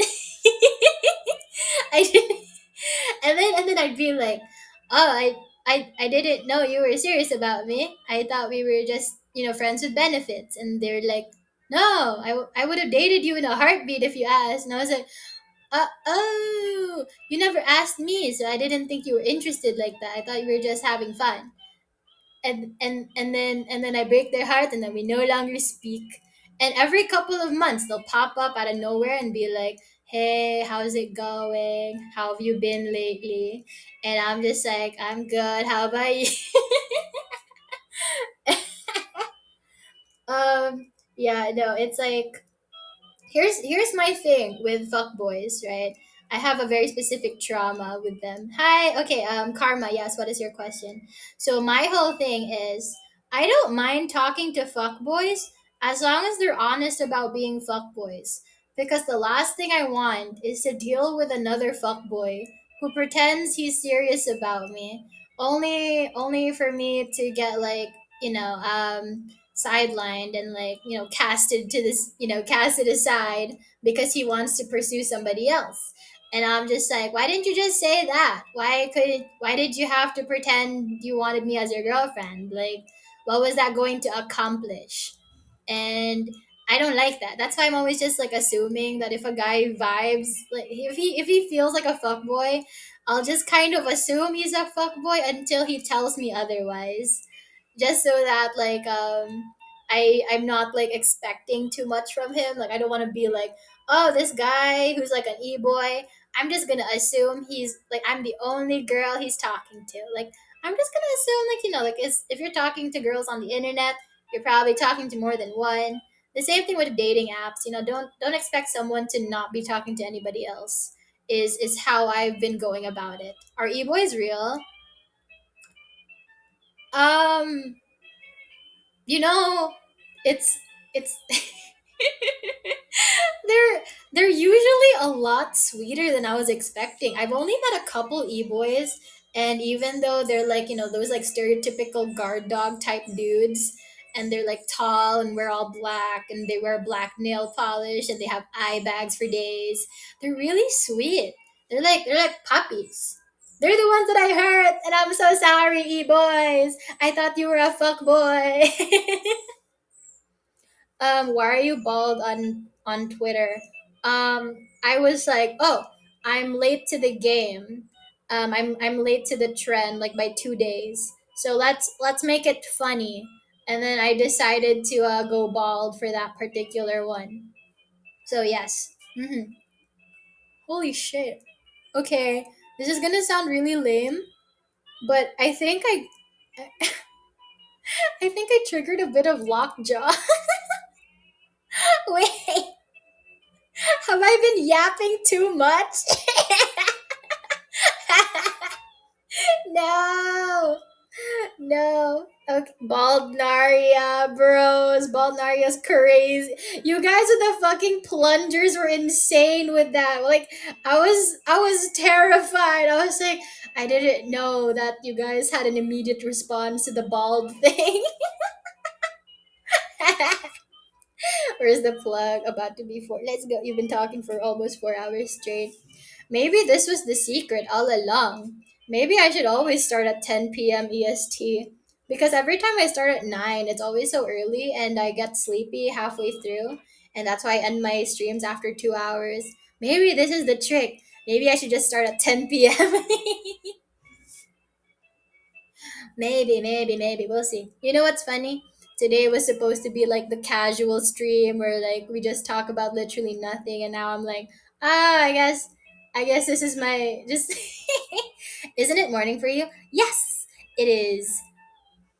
Oh shit! It's almost 2 p.m. I should order. Neko-sama, hello.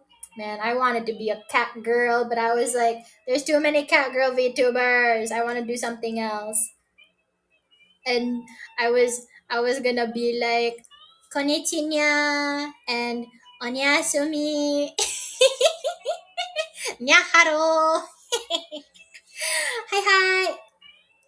So yes. So in summary, I guess I am the reason why my love life has been shitty this whole time.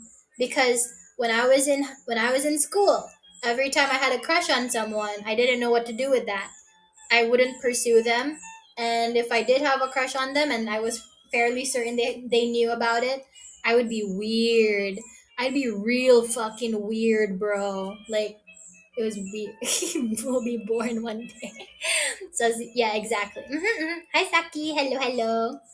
And so, um, and then later in life, I I think my biggest downfall when it comes to my dating life, I think my biggest problem was not knowing how to establish boundaries and voice out my concerns. It's like my main issue back then was I wouldn't say anything whenever I had a problem with them because I'm like a big people pleaser, right? I'm a I'm a huge people pleaser, and so I would be I would be trying really hard not to upset the other person, and so I would just like put up with some weird stuff, and then at some point I would get fed up, and then I would just like try to end the relationship instead of trying to have the uncomfortable conversation of setting boundaries and telling them that I don't like something that they're doing. But I'm getting better. I'm getting better at setting boundaries with people. I've still got problems, but who doesn't? Yeah. I'm pleasing all my little grapes, my little grape boys and girls, my grapists. But yeah, and that's why I wanted you guys. If you decided to fill out the boyfriend or girlfriend application, the suitor application, that I have on my Twitter, there is a reason why I put in like the green flags and red flags portion. Like I want you to be like as open as possible with whether you're serious or are you, if you're joking about it. You can answer however you want. You can make a meme out of it, or you could answer sincerely. I want you to like actually say something. For example, like green flag. I am a very caring girlfriend. Red flag. I am toxic and jealous and will pick fights when I'm bored. And you will grow one day to have a proper relationship. You know, I keep feeling sometimes that I'm like I've gotten to a point where I don't have any love in my heart. I like being in love, but right now I don't have any love in my heart, and I'm just like I I just want to feel something. Maybe that's why I'm so horny all the time. I want a boner in my heart, not my pants.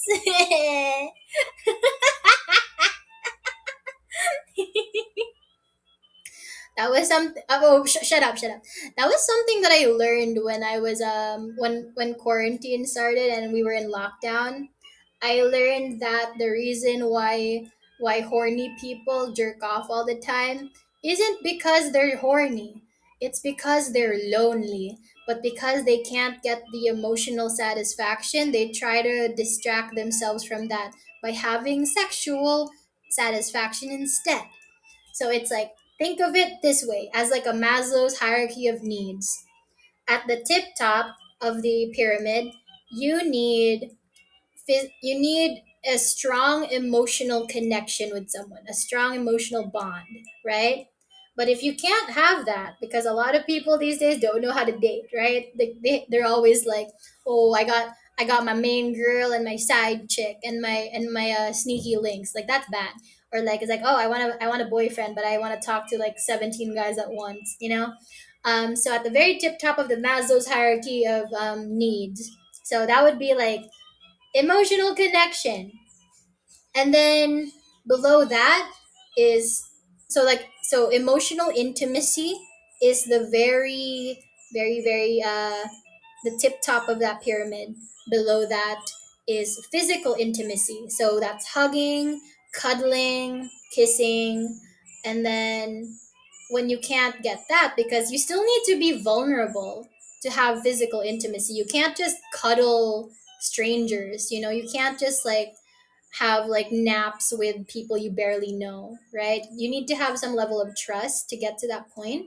And to feel safe in someone's arms, you need to have a certain level of intimacy and connection and vulnerability with them. And if you can't have the physical intimacy, what can you have aside from sexual intimacy, right? So you hook up with strangers that you meet at bars or clubs, or you go on Tinder or whatever for a one night stand. And if you can't even achieve that, then you jerk off all the time. So that's how I think of it. It's like the end goal is to have that strong emotional connection that stems from vulnerability, from trust, from love. And then if you can't have any of the things leading up to it, all you can do is jerk off. Once I started talking to online friends, and I wasn't like a friendless loser anymore, because I was like recently dumped, and I had like no friends to talk to about it, so I was just like talking to a bunch of randos online. um once i once I made friends and I was actually like being vulnerable with them, I cried in front of someone for the first time just in quarantine. Like that's crazy to me. Because I hate crying in front of people, but that was the very first time I cried in front of someone. And so like once I got that emotional connection and intimacy with my friends, I was no longer lonely. And when I was no longer lonely, I no longer felt the need to get rid of that loneliness through jerking off. Like I went from 5 times a day to once every couple of days, and I thought that was very interesting. And I think psychologists could do something with that information. And what's the fastest dating method to learn compatibility, things like that? Um, Literally just have a conversation. um if you're too shy to have a VC, then literally just talk about stuff for like a couple hours. I remember the very first time I talked to somebody, we talked for like 7 hours straight. No, 4 hours straight. And then the longest we had was 7 hours straight. Because if you if I don't want to be horny, I just want to be happy. Exactly, exactly. So here's the thing. Hi Okami, hello Poki Goddess, hello. So here's my thing, right? When you're not sure how to keep a conversation going, try to ask about the other person, because I know some people don't like talking about themselves because they're shy. But other people, but like people actually like talking about their hobbies and their life and stuff. They just don't know if they're allowed to. So whenever I meet new people, I'm always asking them like, "Oh, like like what did you do for work? Like are you in school right now? Like what are you studying? What do you do for fun?" And then if they say something like, "Oh, like I like to bake," and I'm like, "Ooh, that sounds interesting. Like what do you like to bake? Like how long have you been baking? Where did you learn?" Like genuinely show interest in the stuff that they're talking about. And then because like a lot of the time I don't have something in common with the person I'm talking with, but we vibe because I can at least understand where they're coming from. Um like okay, so I don't smoke weed like ever, but I talk to a lot of people that smoke weed or vape or something like that. Someone I know even smokes cigars. And I don't I don't necessarily need to care, but I do want them to talk about something that they're passionate about. So I will give them the floor. I will give them the opportunity to talk about something that they normally can't talk about. So, okay, so for example, Neko-sama, you like baking. I'm sure you don't normally talk about that like on a day-to-day basis. So if I were to like make friends with Neko-sama, I would use that, and I'd be like, "Oh, "Oh, what do you like to bake?" And then they'll give an answer, and I'll kind of build off of that. And that's just how you make conversation. Like, for example, if I uh, if I met another VTuber, I would ask them questions like, "Oh, like, what kind of content do you do? What kind of content do you want to make in the future? What kind of streams do you do? How long have you been a VTuber?" That's basically how I was breaking the ice with every single person in Nexus. Every time we were in a group VC, and I wasn't really familiar with everybody there, I would ask individual people what their goals were as a VTuber, and like not in an interview kind of a way, but more like oh, like what kind of concept are you going with for your character, or what kind of streams do you like to do, or what kind of streams do you hope to do in the future, like what's your dream collab, like what's your what kind of videos do you want to make, like stuff like that. Just show interest in the other person, because like I said, a lot of the time people want to talk about themselves but feel like they're not allowed to, because like they're worried that they'll be seen as conceited or self-absorbed. So it's like don't okay so don't you ever want to just like talk about like your Magic the Gathering card collection, or about D&D, or about this song that you're working on, or about like snowboarding, or about how like back in 2010 you met a celebrity, like that sort of thing. It's like, but you don't feel like it's okay to just bring that up out of nowhere. um so it's like, you like, I mean, yeah, it's like listening and asking and like talking. That's all part of it you know so I like listening. That's why I love yeah, I know, right? That's why I like talking to guys, because I feel like a lot of the time guys don't get to yap about stuff to their homies as much as they think they do. um so I'm like, oh, let me ask this person about this thing that they're clearly passionate about but they're holding back, right? So I'll ask them about their hobbies, and it's just like there's just something so cute about the way people like how their voice starts to get all happy, and how you can see like a twinkle in their eye when they start talking about something they're passionate about.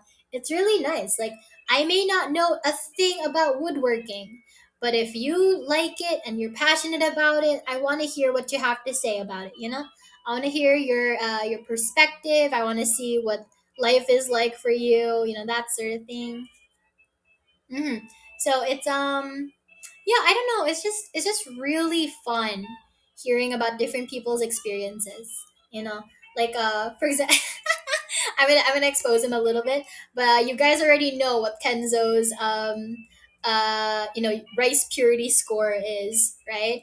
So when manager San and I caught him in a group VC, like it was just the three of us.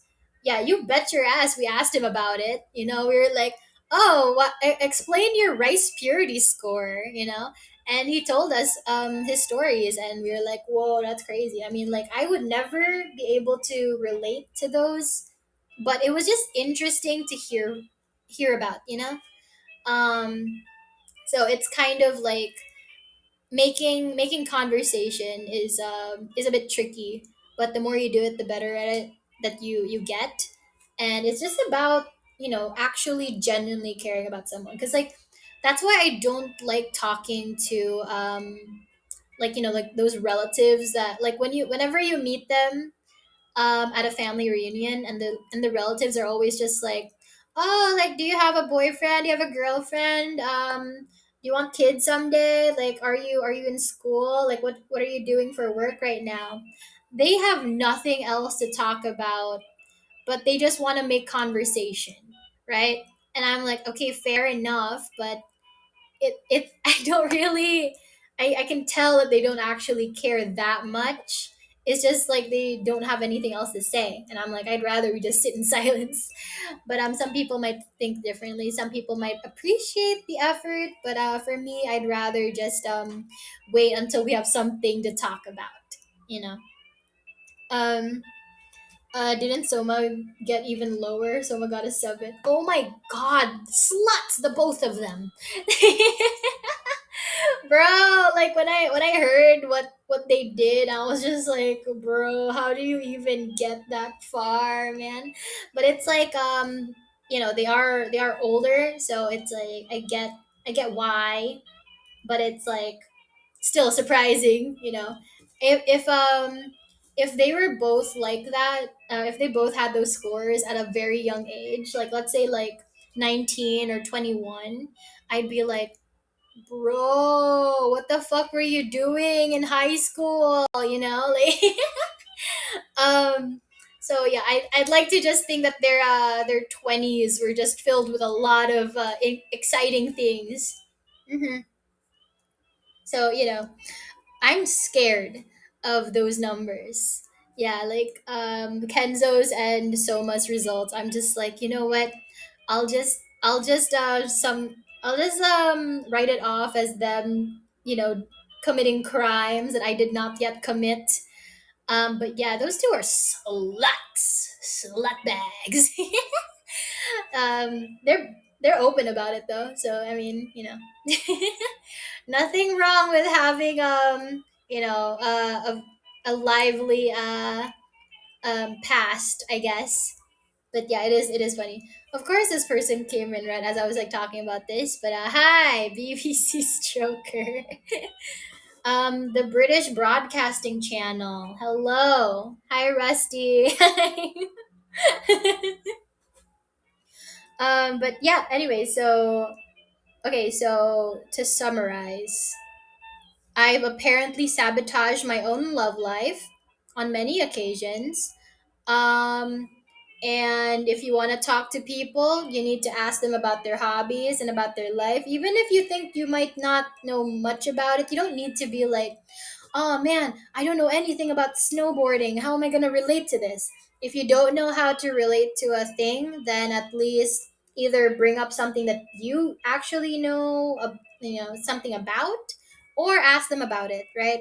That's how you bypass that whole thing, because it's like a lot of the time people want to meet someone who has like similar interests as them or similar hobbies, and that's great and all, but it's not really easy to do in person.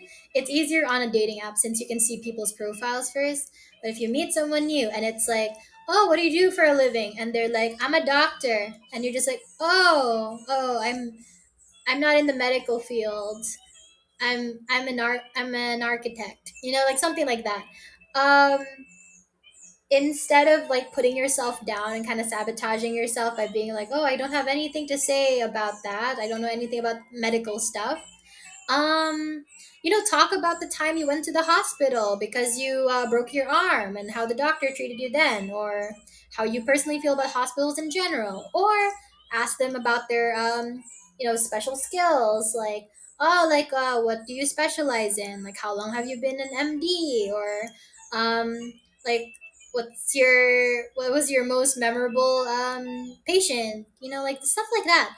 Genuinely care about like what they have to say about certain things. Like if you just go like, oh, what do you do for a living, and then like you don't really care about the answer, that's bad. Because like you're not going to be able to make the conversation last. You're literally going to have a 30-second conversation before it just dies into an awkward silence. That's basically how you get over that. And the more you do it, the better at conversing you get, and the more confident you become, the more extroverted you become. Hi, rotten cheese. Hello, hello. Okay, so I am going to end my stream because I can feel that my throat is drying out, and I've been trying to drink water, but it's not working, and I think I just need to take a break now. Okay, so see you guys on tomorrow's stream because we will be doing a watch along. So we are going to be just chilling, and there is a free to watch version of the movie Freebirds. It's on YouTube. um, so just look that up, and we can watch it together. I already downloaded the movie offline, so I don't have to worry about the ads. So we can just hang out, just chill, just like watch this shitty movie together and just talk about it. So yeah. Thank you guys so much for coming to my stream. Hope to see you guys on my next one. But until then, take care. Bye. Oh, here's your good night kiss. Mwah. And here's your sloppy one. Okay, bye.